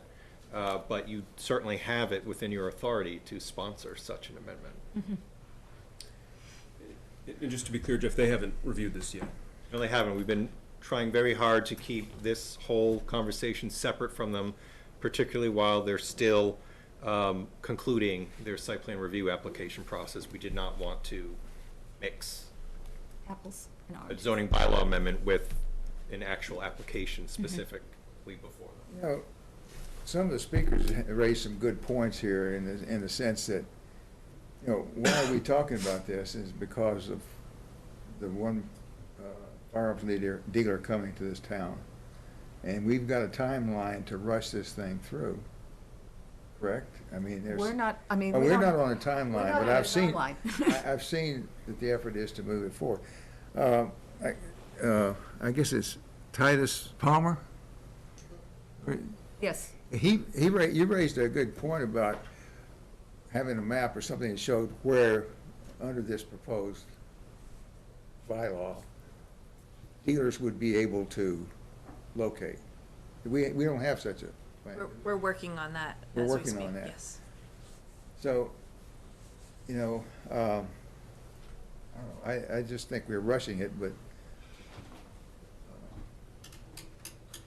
there's been some good points about, and I still think that, I'm not sure I agree with the special permit part of it. I think we do need, and I think we need to find a medium ground with where these firearms dealers can locate, and those restrictions, I think, should be there. And safety concerns, I haven't, so anyway, that's just kind of my thinking.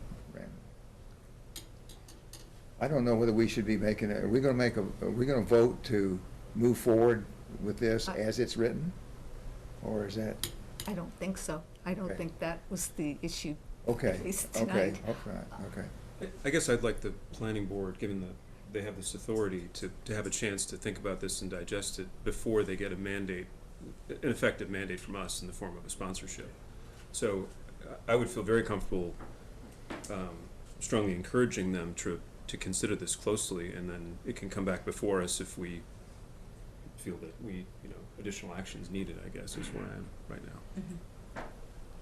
Can I just clarify that? Would you like the planning board to discuss that as a new business item on their agenda? Or would you like them to post a public hearing for them to consider zoning language. I think we'd like that clarification. I guess if they haven't had a chance to actually discuss this issue together as a board, it seems courteous to let them have an opportunity, given that this is their jurisdiction primarily. So I don't know that I would direct them to jump over a series of steps to go directly to a public hearing without them as a board having a chance to consider this. Jeff, do you have any thoughts? So, again, so I guess we're ultimately trying to get direction from you folks tonight. If you are contemplating sponsoring an amendment, but you want input from the planning board first as to what's out there, that's one thing. If you are merely trying to request the planning board consider sponsoring an amendment with the draft language here tonight, with comments received from this board and the public, ultimately we need to figure out, do you want a zoning bylaw amendment and who is going to sponsor it? Because right now the planning board hasn't even begun that conversation yet. Or are we not even at that stage yet? Or are we not, I was just gonna say, or even backing up a bit and following up on what you just said, Tom, are we even at that stage, and is what you are looking for is a discussion by the planning board as to whether or not the board feels that a zoning bylaw is necessary or needed, and then to provide that input and that information back to us? I think that's the spirit of my proposal, is for us to say, I mean, you have all the input here tonight. You've heard on the record what our recommendations are. I think we'd like them to take up this issue and consider it. If for some reason they decided that, well, I guess we cross that bridge later. I mean, I think we do highly support it. I think on some of these issues you've got strong, effectively unanimous support. Some we're divided on, which you heard tonight. I think we'd like all that and all the public input to be passed to them for their consideration on this issue. I'd at least like them to have a chance to think about this and digest it first before, we took some step to impose an action on them, I guess. Okay.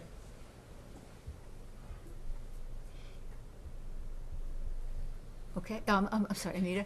So it's the thought that then you would revise whatever you submitted to us in our meeting packet, like the proposal, for discussion points with the planning board, and then see where they take it, if they decide they want to own it, if they want to do something with it or not, and then come back to us? Yeah, I think what we do is we might keep the draft as is. We do a separate document summarizing, capturing the comments received tonight.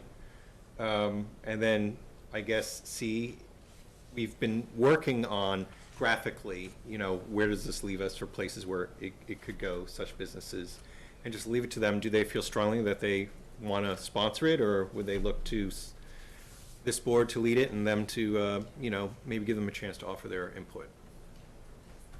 Okay. Go ahead, John. I'd like to get from the planning board is a look at how this would look under your current proposal, where these businesses would be allowed to locate. I have concerns about the number, the legality of it. I guess we can do that. But putting it in the planning board's lap, I think it's almost like passing the buck. I mean, I think this is a policy decision. This is a decision, do we really need this in this community? And I'm not so sure if that's the planning board's decision. I think that has to be, are we going to move forward with this or not? I mean, okay, Tom? Am I wrong? Well, John, just so I'm going to play forward a scenario. So if they had a chance to consider it as a board, which they haven't had yet, and they said they didn't feel their mandate directed them to sponsor it, then I think the onus would come back to us, and we would potentially say, we think it's important and the community's called for this, so we will sponsor it. I'm not thinking that we're passing the buck. I'm thinking that we're giving them as a board a chance to discuss this, which they haven't had yet.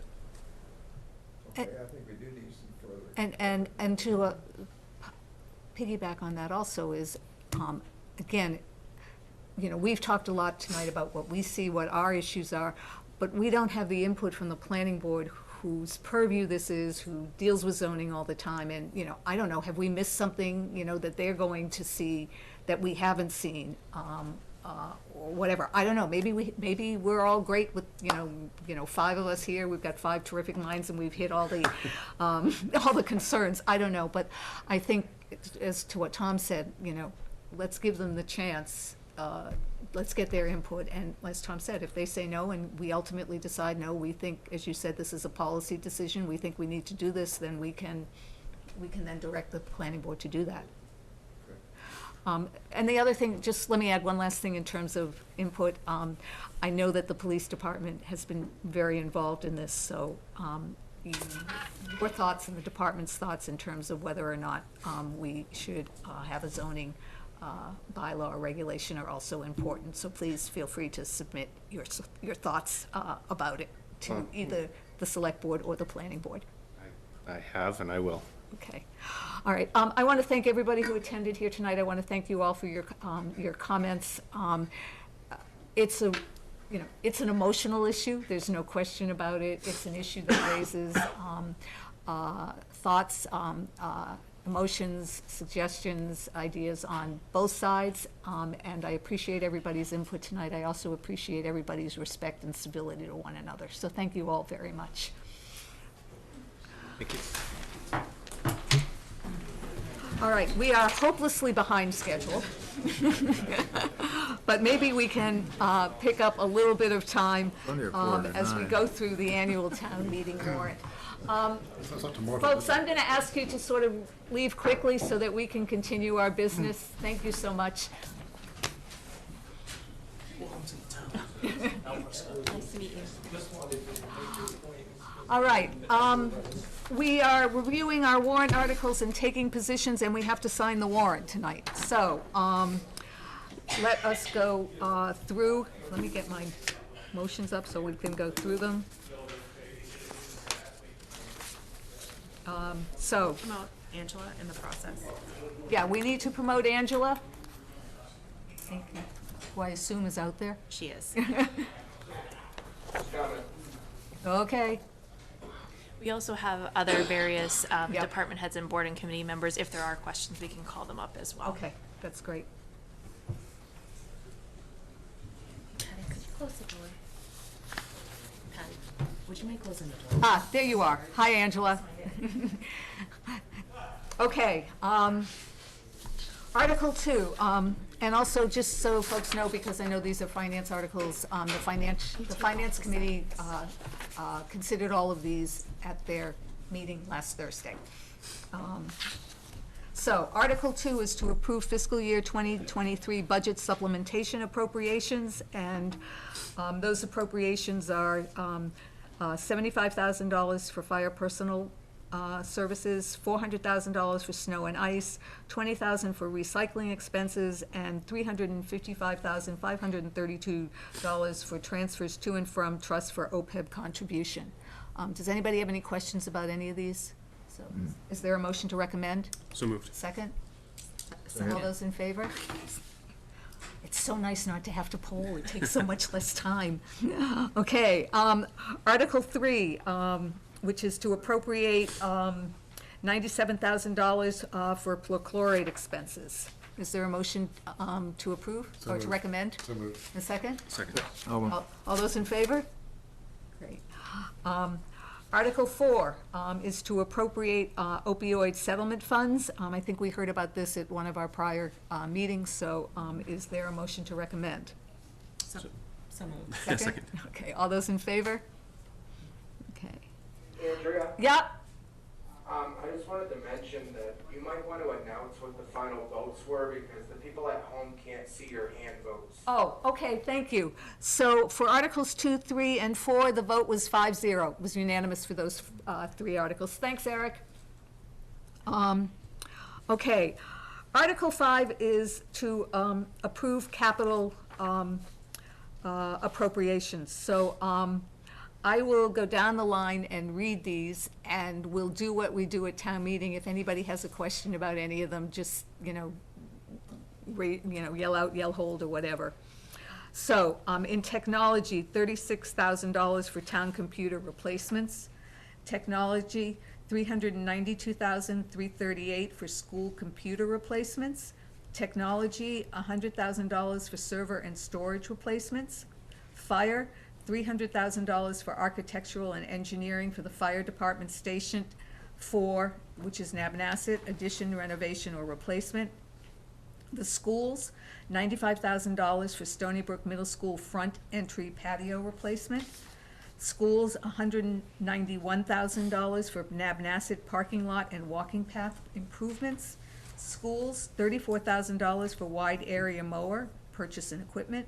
Schools, $40,000 for electric vehicle for the facilities department, purchase and equipment. Engineering, $500,000 for the Boston Road reconstruction project non-participating costs. Engineering, $50,000 for the Stony Brook Bridge replacement project. Highway, $65,000 for a vehicle replacement, a 3/4 ton 4x4 pickup truck with plow, purchase and equipment. Highway, $80,000 for the vehicle replacement of a 1-ton dump truck with plow, purchase and equipment. Highway, $260,000 for vehicle replacement, 6-wheel dump truck, swap loader with purchase and equipment. Wastewater, $450,000 for the Abbott Elementary School wastewater treatment plant tank rehabilitation. Parks and Grounds, $65,000 for the vehicle replacement for a 3/4 ton 4x4 pickup truck with plow, purchase and equipment. Let's stop there with those, because the next, we move on to water enterprise and the so let's stop there. Does anybody have any questions about any of those? Great. Is there a motion to recommend? So moved. Second? Second. All those in favor? And that's a 5-0 vote. Okay. Then we have a motion to approve $366,500 for the following capital requests. All from the water enterprise. $71,500 of vehicle replacement 4x4 utility truck with plow, purchase and equipment. $65,000 for electric vehicle replacement, an express van, purchase and equipment. $150,000 for a pilot study for PFAS treatment, and $80,000 for supplemental appropriation for the Depot Street well replacement. Is there a motion to recommend those appropriations? So moved. A second? Second. All those in favor of recommending? And that is 5-0 as well, in favor of recommending. And then we have $550,000 from engineering for the expanded town hall parking lot. Stormwater enterprise, $100,000 for the expanded town hall parking lot. Stormwater enterprise, $165,000 for design for the culvert replacement on Acton Road, approximately 150 feet south of Greenwood Road. And is there a motion to recommend those? So moved. A second? Okay, and all those in favor to recommend? Great, and that's also 5-0. Okay. We actually have, just so folks know, 6 motions under this article. That was the first one. Our second motion, in which a 2/3 majority vote is required, is that the town appropriate the sum of $2,150,000 to purchase and equip a tower truck for the fire department. Is there a motion to recommend approval? So moved. Second. All those in favor? And that's 5-0. The third motion, which is also a 2/3 majority vote, is that the town appropriate an additional sum of $2 million for HVAC, energy conservation, and related building improvements at the Cameron Senior Center. And that also includes all costs associated with designing the project, developing the bids, procurement, building renovation and installation, furnishing equipment, and using alternative space for the senior center activities while the work is being conducted. Is there a motion to recommend? So is that cost now final, or is that still? No, the bids will come in on March 10th, Okay. so if there needs to be a motion adjustment, we'd have to do that on town meeting floor. Motion to recommend. Second. All those in favor to recommend? And that's 5-0. The fourth motion, again a 2/3 majority, is that the town appropriate the sum of $2 million for the Boston Road reconstruction project. And is there a motion to recommend that? So moved. Second. All those in favor to recommend? And that's 5-0. The fifth motion, again a 2/3 majority, is that the town appropriate the sum of $1,045,000 for the Francis Hill Water Storage Tank rehabilitation. Is there a motion to recommend So that? moved. A second? Second. All those in favor of recommending? And that's 5-0. And then the the sixth motion, which again is a 2/3 majority, is that the town appropriate the sum of $1.5 million for the construction costs for the replacement of the Pond Brook culvert located on Old Lowell Road, approximately 250 feet south of South Chelmsford Road, and the Blue Brook culvert located on Groton Road, approximately 100 feet east of Flushing Pond Road. Is there a motion to recommend? Second. Second. All those in favor? And that also is a 5-0 vote. Okay. Article 6. Article 6 is the community preservation funds. I know that Marilyn Frank is, No, actually, No, 51 Main Street. oh, I'm sorry, oops, I went to 8. I skipped 6 and 7. Article 6 is to appropriate funding for the construction of a new municipal building located at 51 Main Street, and that's also a 2/3 majority vote.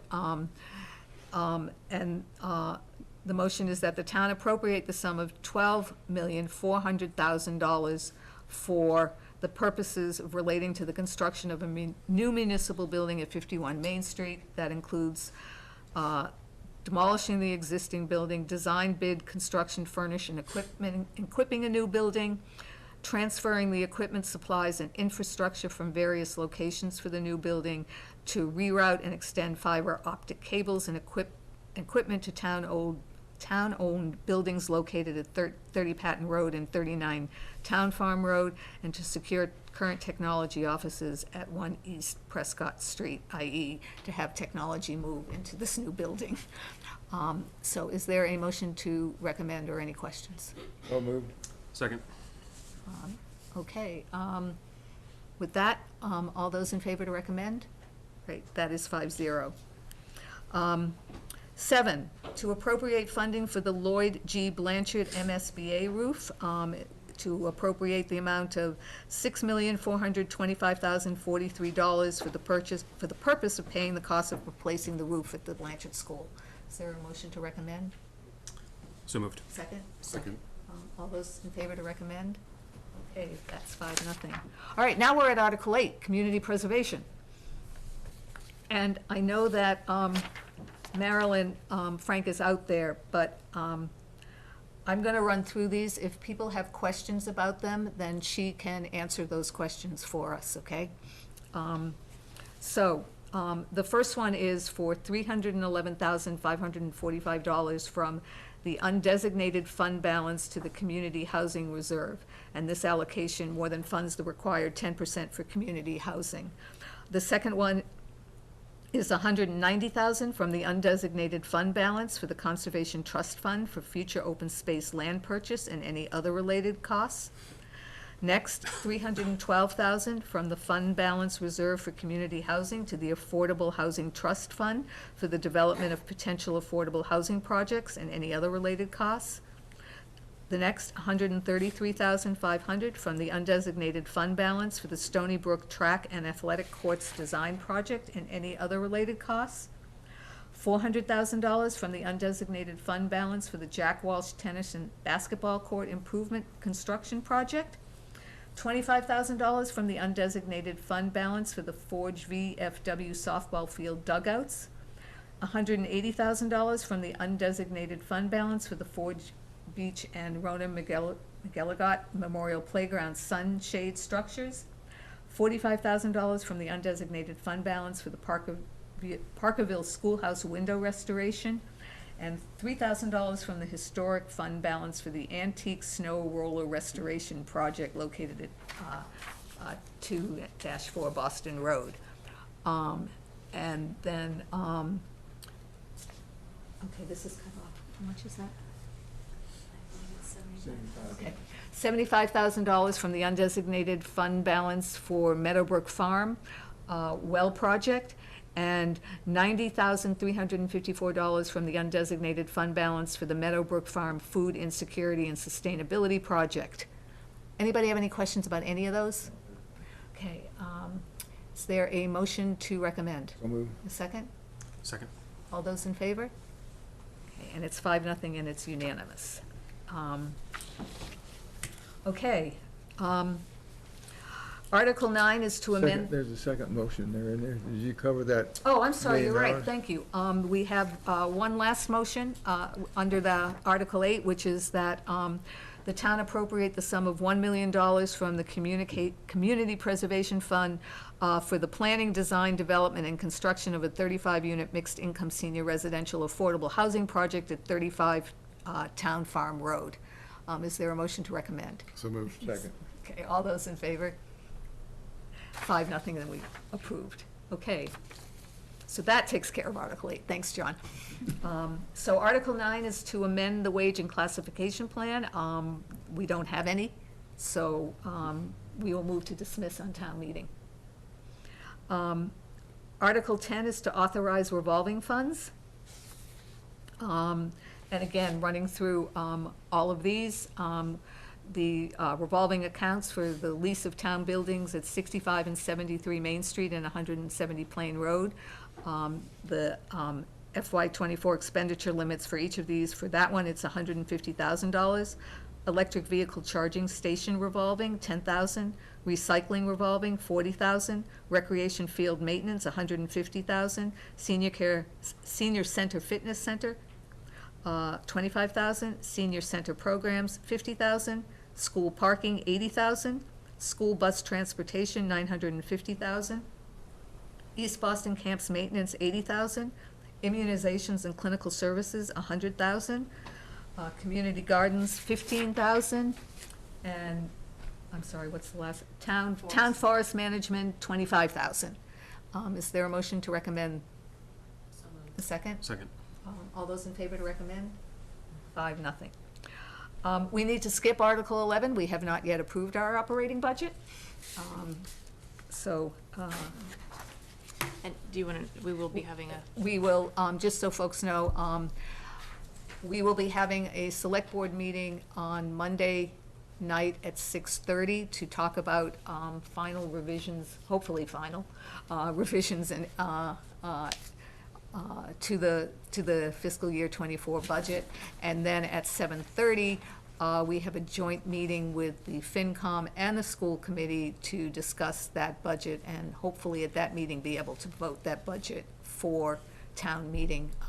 What's driving sort of the short time frame we have in compressing all of this is that the FinCom book has to go to press Monday night, Tuesday morning at the earliest, so that we are prepared for town meeting in March. And what's made everything just a little bit more compressed this year than usual is that the governor's budget didn't come out till last week, and we moved town meeting back to March when it has, usually been held after 2 years of holding it in May and June. So all of that has come together to push us in a time crunch.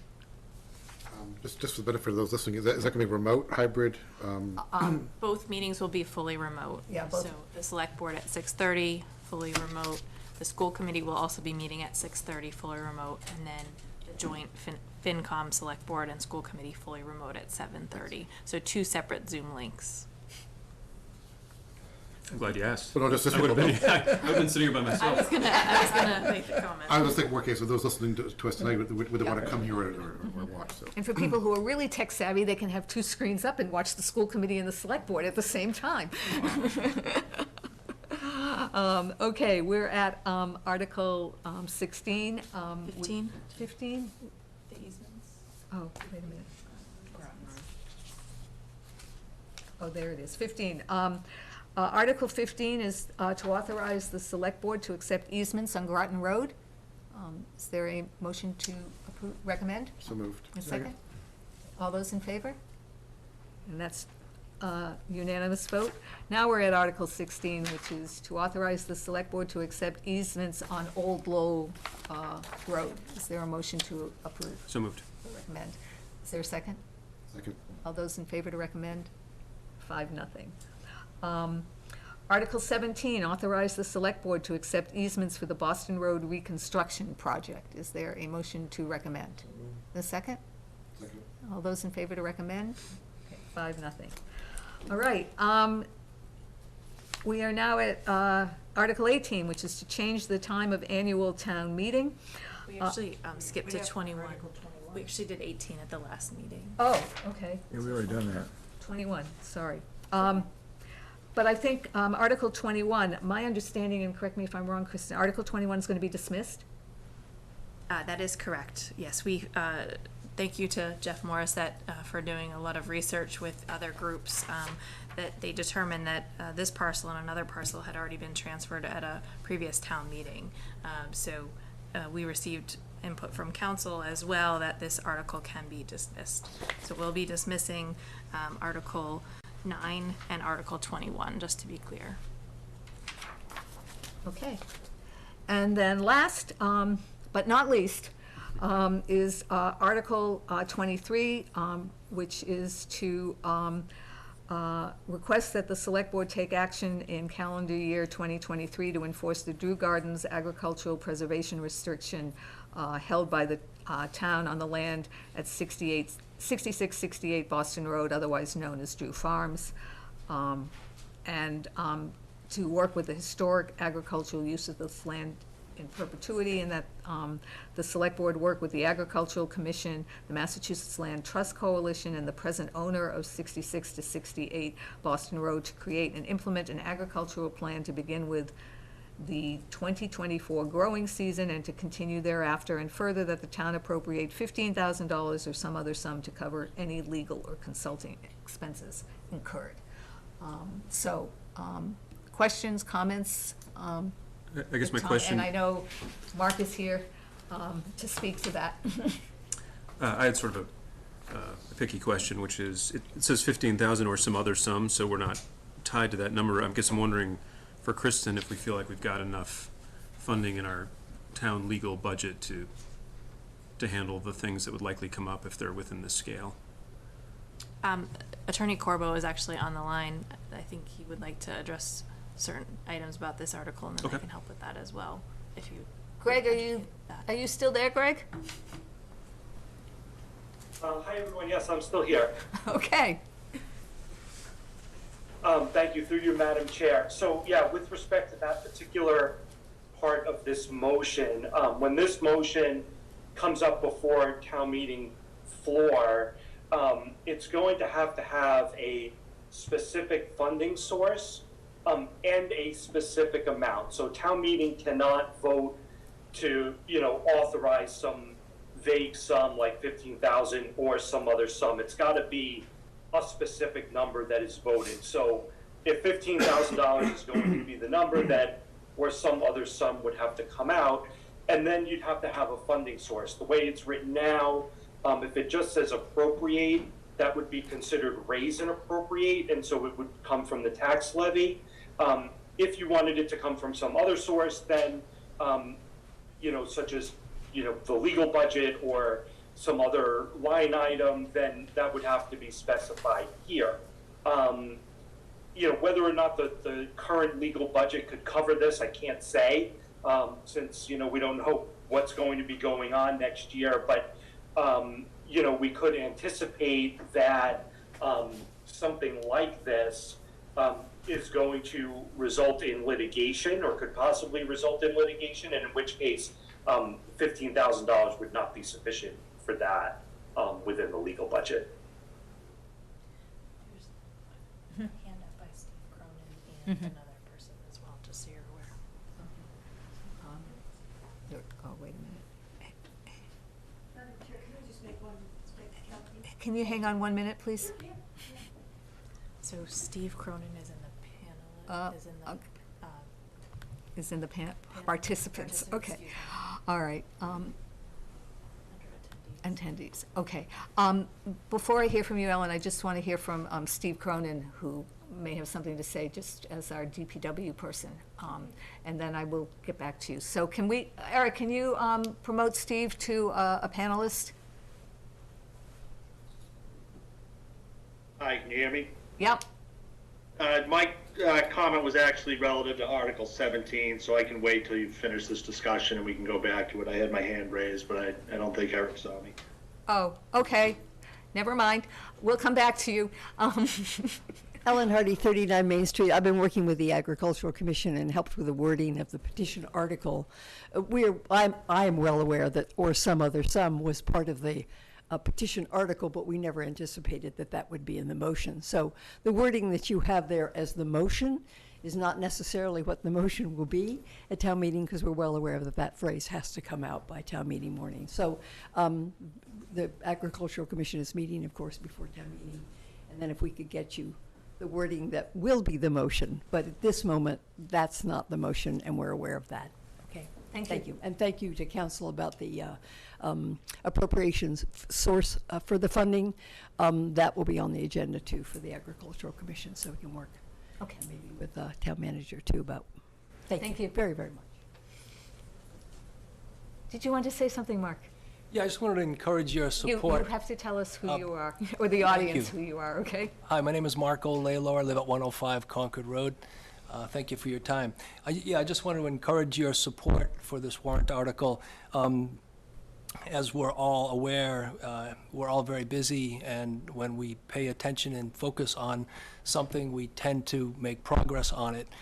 Hence, that's what we feel has been lacking at 6668 Boston Road. I talked with Mr. Masaladin today. I had a very good conversation with him. He's open to working with us. He didn't assure us that he would work with us, but he was open to working with us. He has a number of other ideas to honor his commitment to make sure that the property is living up to its APR. But if we had not, a year ago, reached out to Mr. Masaladin and encouraged him to work with us and shared with him some of our thoughts on what would be appropriate to enable him to meet his obligation, then perhaps another year or two would have gone by. But because we did reach out to him and had a letter to Mr. Masaladin and a subsequent phone call, the wheels of progress have been turning, and we reached out again at the beginning of the year to Mr. Masaladin to inquire what his plan was, if there was a USDA soil plan for the land, because as you all probably know, hasn't been a lot of activity down there. So we're very confident that by pulling together our subcommittee and working to come up with a planting plan, that it's possible that Mr. Masaladin will be open to it, and he'll work with us, and we can avoid litigation. But I see that it is your, you have the influence and the power to encourage him to do something to meet his APR, and so we hope that you will do so and support our warrant article and allow the townspeople to be updated on what's going on over there. Okay. Any comments or questions? Yeah. I'll start with Anita. Could you or Greg Corbo provide more detail about what that means exactly, where the select board could provide that extra nudge? Well, and specifically, what does enforcement mean in the context Yeah. where you've got no fines or anything else that we actually can work with? Or Greg, I don't know who should. Greg, did you hear the question? I'm sorry, I heard what Anita said. I did not hear what Scott said. I'm sorry. Well, I was just going to ask Anita, the article is to enforce the APR, and your past opinions have been that we've got very limited ability to enforce this. So I was curious if you could elaborate upon that for the benefit of those listening still. So what this article would be doing would be, appropriating funding for the select board to enforce the APR. The select board is the chief executive officer of the town, and under the wording of the APR, the select board has the authority to enforce it. So just because town meeting might vote to have you do that enforcement doesn't necessarily mean that you're required to. Rather, that's an executive function that has to be decided by the select board.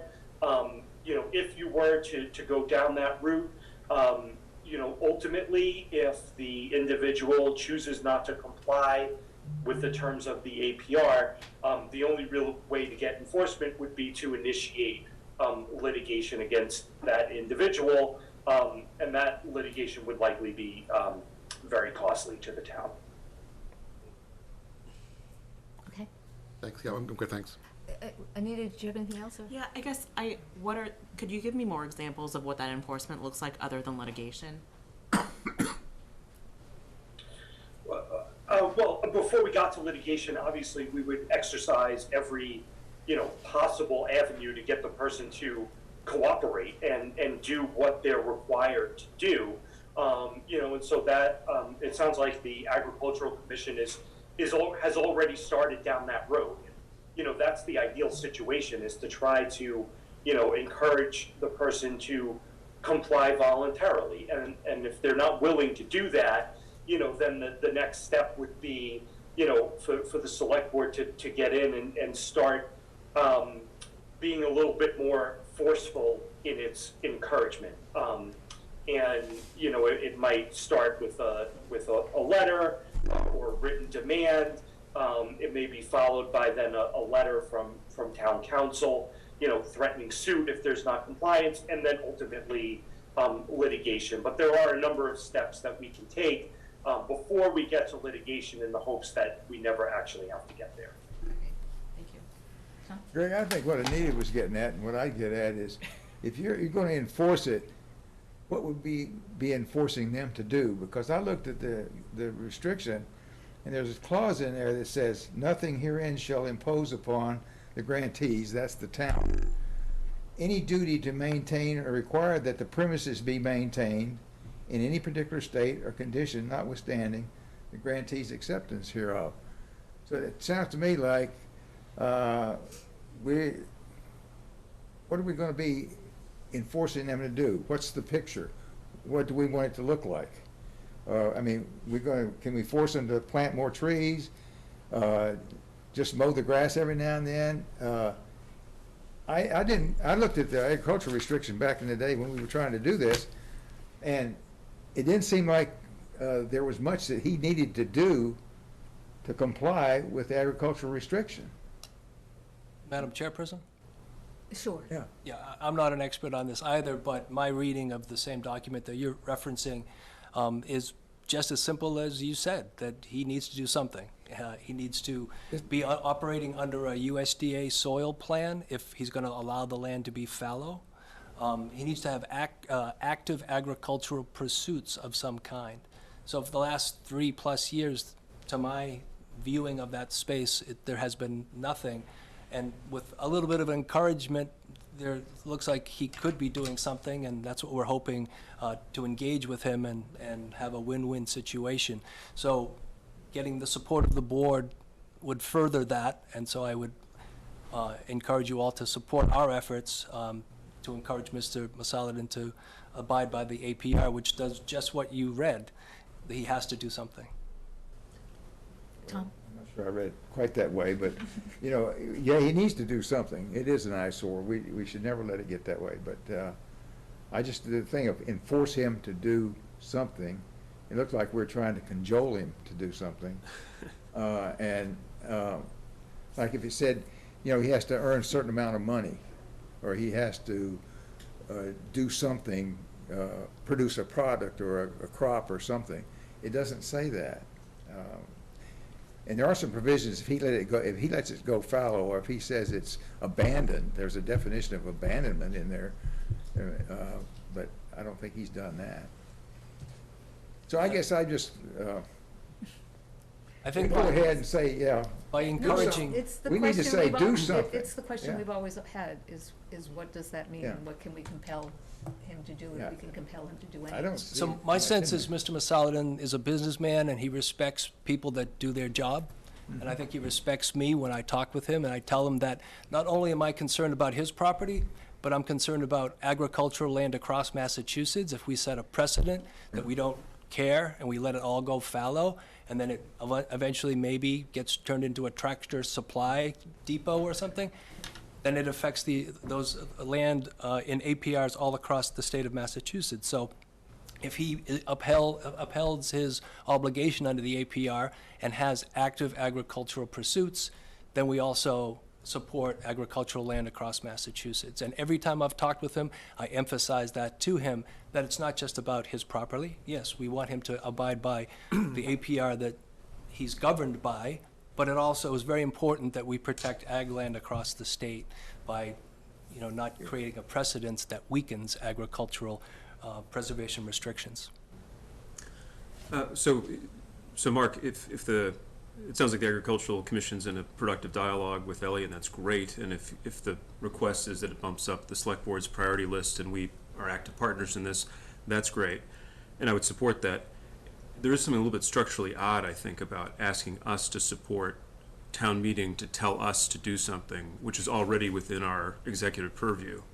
And I think the idea of attaching finance requirements to it outside the budgeting process is also problematic. So it's possible that I might not vote to support this article, but would be very supportive of partnering with you at a higher priority level to work with Ellie, only because I see that it's sort of like a sort of Ruth Goldberg device that we would be voting to ask town meeting to reprioritize something that we have the power to prioritize already. So it seems like to me, it just seems like an odd structure, and I don't want my concern about that, and also the concern about designating funding in an extra budgeting, outside the budgeting process, which I think is problematic. So I might have some concerns with the structure of this and the oddity of it from my point of view, but not the intent, and would certainly be eager to partner with higher level priority from the select board for what you're trying to do, what we're all trying to do. Great, thank you. I think town council would like to weigh in on that, about just the language of enforce, the town meeting telling us to enforce this? I mean. Yes, through you, Madam Chair. So, the way that I look at this is that town meeting does not have the authority to order you to exercise your executive function. So the way I would see this, if this was voted in the affirmative by town meeting, it would be a sense of the meeting or a suggestion of the meeting that they want you to do this. But in my opinion, it would not be a binding vote to require you to do something. And we've had that from town meeting in the past. Yeah. Where they Right. authorized, Understand that. suggested, recommended that the select board do something, or a resolution from the town meeting. Yeah, I guess, I've been more inclined to say that, sense of the meeting to support, but also, I'd have to almost like take out that litigation piece. I mean, if it comes to that belongs in executive session as strategy of the board with the landowner, not a town meeting discussion of what a strategy is to get enforcement. So that's just my perspective. We want to do something, but I think that town meeting is not the right venue to be having that discussion, that's all. So just a friendly suggestion, which might actually be more effective to your ends, would be that something like the town of Westford expressed their strong intent and interest in ensuring that the APR is met, or something like that, something we could directly accept as a sense of the meeting, as opposed to something that has this sort of something that would have the effect that Greg mentions, without having the kind of, okay, it voted this, but we don't have the authority, and now we've got questions about this. I think that might just be a little bit confusing. So you might have more straightforward effect on a future select board by just explicitly getting that sense of the meeting out there in the wording of your motion. I think it's already in the warrant article, so. So maybe let me suggest that, I think Ellen just said that you're having an ag commission meeting sometime. I can't remember. Yes, we have it on Monday, and we'll have other subcommittee meetings before then. So maybe what you're hearing from the board is perhaps go back and sort of look at the motion, refine the motion a bit. It won't get in the FinCom book, but that's not the end of the world. We meet again, we have one more meeting before town meeting, so, and we still haven't approved our budget yet, so we've got at least 2 articles that we still have to work on. So I think my suggestion would be is maybe you can reword the motion, work on the motion a little bit, and then bring it back to the select board, and we can consider it before town meeting. Yeah, we could approve it at town meeting. And we can also Yeah, approve it yeah. that morning if we need to. If we have to. Well, I guess the question is, if the question is, will the town to work towards towards addressing the issues of the property? Yes, I think we can support that. If it is tempting directing the select board to do something, personally, I'm not sure why we would take a position, because we tell the town either we will or won't do it. We already can do it. So I would say, if it's going to stay like it is, we just take no position, let town meeting tell us what they want to do. That's true, too. We just talk about a procedural item here, because if the motion has not been determined by the Agricultural Commission, could the Finance Committee book actually for Article 23 just have the wording of the petition article and say the motion will be made by the petitioners at the town meeting? Sure. So that it's very clear that that was what the article was when it was presented by the deadline in February, and it is a work in progress to make the motion on the 25th of March. Sure. Can you make that happen, or should we be in touch with should the Agricultural Commission be in touch with the FinCom, or how should that do, so that the article appears in the Finance Committee book? Dan, can you make that magic happen? Is Dan, are you still here? He is, yeah. Or I would have left. Where did he leave? Well, if He's on. Well, we can work that out. Wake up, Dan. If that's an acceptable compromise to this board, then we could do that the article would appear in the Finance Committee book, and the motion, which will not be substantively different, would be made by the Agricultural Commission on the floor of town meeting. Does that seem? I think that's a That would be reasonable wonderful. solution. Thank you very much. We'll get that to Dan and the Okay. FinCom. Excellent, thank you.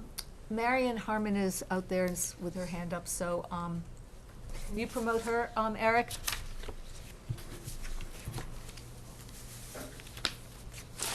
Hi, we're talking about what is the definition of agricultural, what would he have to do? What does he have to do? And under the statement of purpose in the preservation restriction, it talks about maintaining the land in active agricultural use. And then later, in the next section, actively engaged means deriving substantial annual farm income from agricultural use of all available areas in the two contiguous parcels as referenced. So that's really what he has to do. He's supposed to maintain the area in active agricultural use, which means he derives substantial, who knows what that means exactly, annual farm income from agricultural uses. Thank you. All right, and then just a couple of comments from Juliet Mount, who says, funds could optionally be used to pay for legal advice from specialists in APRs. Then she writes, there are very clear requirements. And then finally, she writes, actually, it has been abandoned for over 5 years, so this is intended to take a positive step to resolve the situation. So I think we will wait to see what your new motion is, whether it's before, whether you get it to us at our next meeting on the 14th, or if you're not ready then, we will be in session the morning of town meeting, and we can certainly take a vote then. Wonderful. Thank you for your time. All right, Thanks, thank you. Mark. Good to see you. Steve Cronin had his hand up and wanted to go back to, I believe, Article 17, which we already voted to recommend, but go ahead, Steve. Thank you very much. So Article 17 pertains to the town acquiring easements on abutting properties on Boston Road within the town's layout. We got a request from council just to confirm that the board, in granting easements, wants to stay with their past practice of not seeking compensation on town properties so that we can advance our paperwork with DOT and secure those agreements. I think that's fair. Yes. Do you want a motion to that effect? Can we have a motion? He wants us to give away our land? It does. John would like to form a subcommittee to negotiate. Is there a motion? I will make a motion that for the purposes of the Boston Road reconstruction project, the town will seek no compensation for easements granted from town property. I'll second that. But do we need to give a project manager, John, for this? All those in favor? Aye. All right. Thank you very much. Thank you. We have to sign the warrant tonight, right? Yeah, so it's on the printer, and I'll get it at the conclusion of Okay. the meeting, but if you'd like to vote to sign the warrant, Yes. and then we can sign it at the end. So is there a motion to sign the warrant? So moved. Second? Second. All those in favor? Thank you. Angela, are you all set? Do you need anything from us? Can I ask one question? No. Had somebody explain to me why we can't get rid of Articles 9 and 21 as opposed to make a motion to dismiss them at town meeting? There may be a reason that I just don't understand. Yeah, specifically to Article 9, it precedes the zoning articles that have already been numbered in the legal notices, as my discussion with Jeff Morissette. Right. And Got then it. just related to Article 21, I was discussing this with Dan, and we just said, why don't we just leave it in rather than confuse people? But if you'd like us to take it out, we're more than happy to do so. Well, if it's only one, and you think it'll be confusing, let's just leave it in. But this is kind of my pet peeve every year, that we should get rid of these articles instead of having to take the time at town meeting to discuss them. But let's leave it there for now. Understood. And I understand about the other one, that's one of the reasons we often leave them in, so. Thank you, Krista. Thanks. Anything else, or are we good? Okay, thank you. All right, we're at our 8:55 PM item. Does anybody have any board reports or updates? Great, seeing none. We are at our 9 PM minutes for approval. We have minutes from executive session of February 4th, 2022 for release. Is there a motion to release these minutes? So moved. A second? Second. All those in favor? Aye. Town managers report, you're up. Yes, so there are several contracts and grants to note this evening, and there are members of staff on the line. I appreciate them staying on so late if there are any questions, as I'm still learning all the contracts and new to this, so I appreciate their support. The first one is related to our stop-loss insurance for our partially self-funded health insurance plan, which is fairly new. Mr. Cunningham sits on that committee for the Health Insurance Trust with myself, and Christine Collins, and several others, and I believe Christine is on the line if there's any questions. That renewal is actually up today, and we would need to re-sign for it to be covered tomorrow through February 29th, 2024. The Health Insurance Trust met last week and worked very diligently on several contracts that were reviewed for bidding related to our stop loss, and decided that a 2412 agreement would be the best to come to in the amount of $2,128,417, and the trust account has sufficient balance to cover this. The one thing that the trust did discuss is we do not yet have a year's worth of information, so we're very cautious in our approach on this, so certainly open to having John explain further if needed, or a vote by the board. And I know you like to either take them all separate or all together, so I would do whatever the board wishes. Why don't we, if nobody has any questions about it, let's just move on. Sure. Take them all, Okay, okay? very good. The second is for Millennium Maintenance and Power Sweeping for a one-year contract extension for the townwide street sweeping services, that's a mouthful, on the amount of $50,521.51 by DPW. Next is the New England Stormwater Management LLC for a one-year contract extension for townwide catch basin cleaning services in the amount of $19.25 per catch basin cleaning and $75 an hour for that cleaning services by clamshell method by the Department of Public Works. Number 4 is TEC Incorporated, contract amendment for designer services on the Carlisle Road sidewalk project in the amount of $18,500 as requested by the the engineering department. Is there a motion to approve? So moved. Second? Second. All those in favor? Unanimous, and the grants. And just wanted to make a note that there is a grant opportunity from the National Association of County and City Health Officials for the 2023 Medical Reserve Corps Operation Readiness Award in the amount of $10,000 that is being requested by the Health Department. right, So we have to, do we we have accept to the vote, grant. accept it? Yes. So is there a motion to accept? So moved. Second? Second. All those in favor? Great. Before we get to a motion to waive reading of correspondence, I have just a couple of things. So we got a communication from the state about our expiration of our Comcast cable license. Has that been forwarded to our cable committee? We have a cable communications committee. I can't remember the exact title of the committee, but I know we have a committee that deals with our licensing for cable, so if that hasn't been forwarded. Double check on that. It needs to be forwarded to them. We also got correspondence from the Middlesex County Retirement Board looking for a one-time COLA retirees adjustment, and they need an answer from us, I guess, by June 30th. So just please put that on an agenda at some point. There are some municipalities that have already voted on that, so I'll put that on a future agenda. Okay. And then lastly, we need to schedule before March 31st a joint meeting with the school committee and the moderator, because we need to appoint a new representative to Neshoba Valley Tech, because Mr. Duchesne is retiring. So we at are the meeting end with of the year. school committee on Monday evening. Would you like to do it then? I can check with the moderator, or would you like to have another special meeting? We need to get applications. Okay. We advertise it and we get applications, so that's a little soon. And with that, is there a motion to waive reading of correspondence? So moved. Second? Second. All those in favor?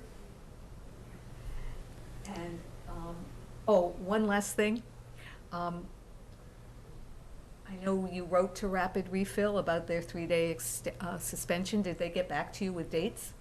So I sent information to the board. Did I miss that? No, it was in your email this evening. Oh, okay. That just happened. We can discuss offline. Okay, all right. Okay, with that, is there a motion to adjourn? So moved. Second? Second. All those in favor?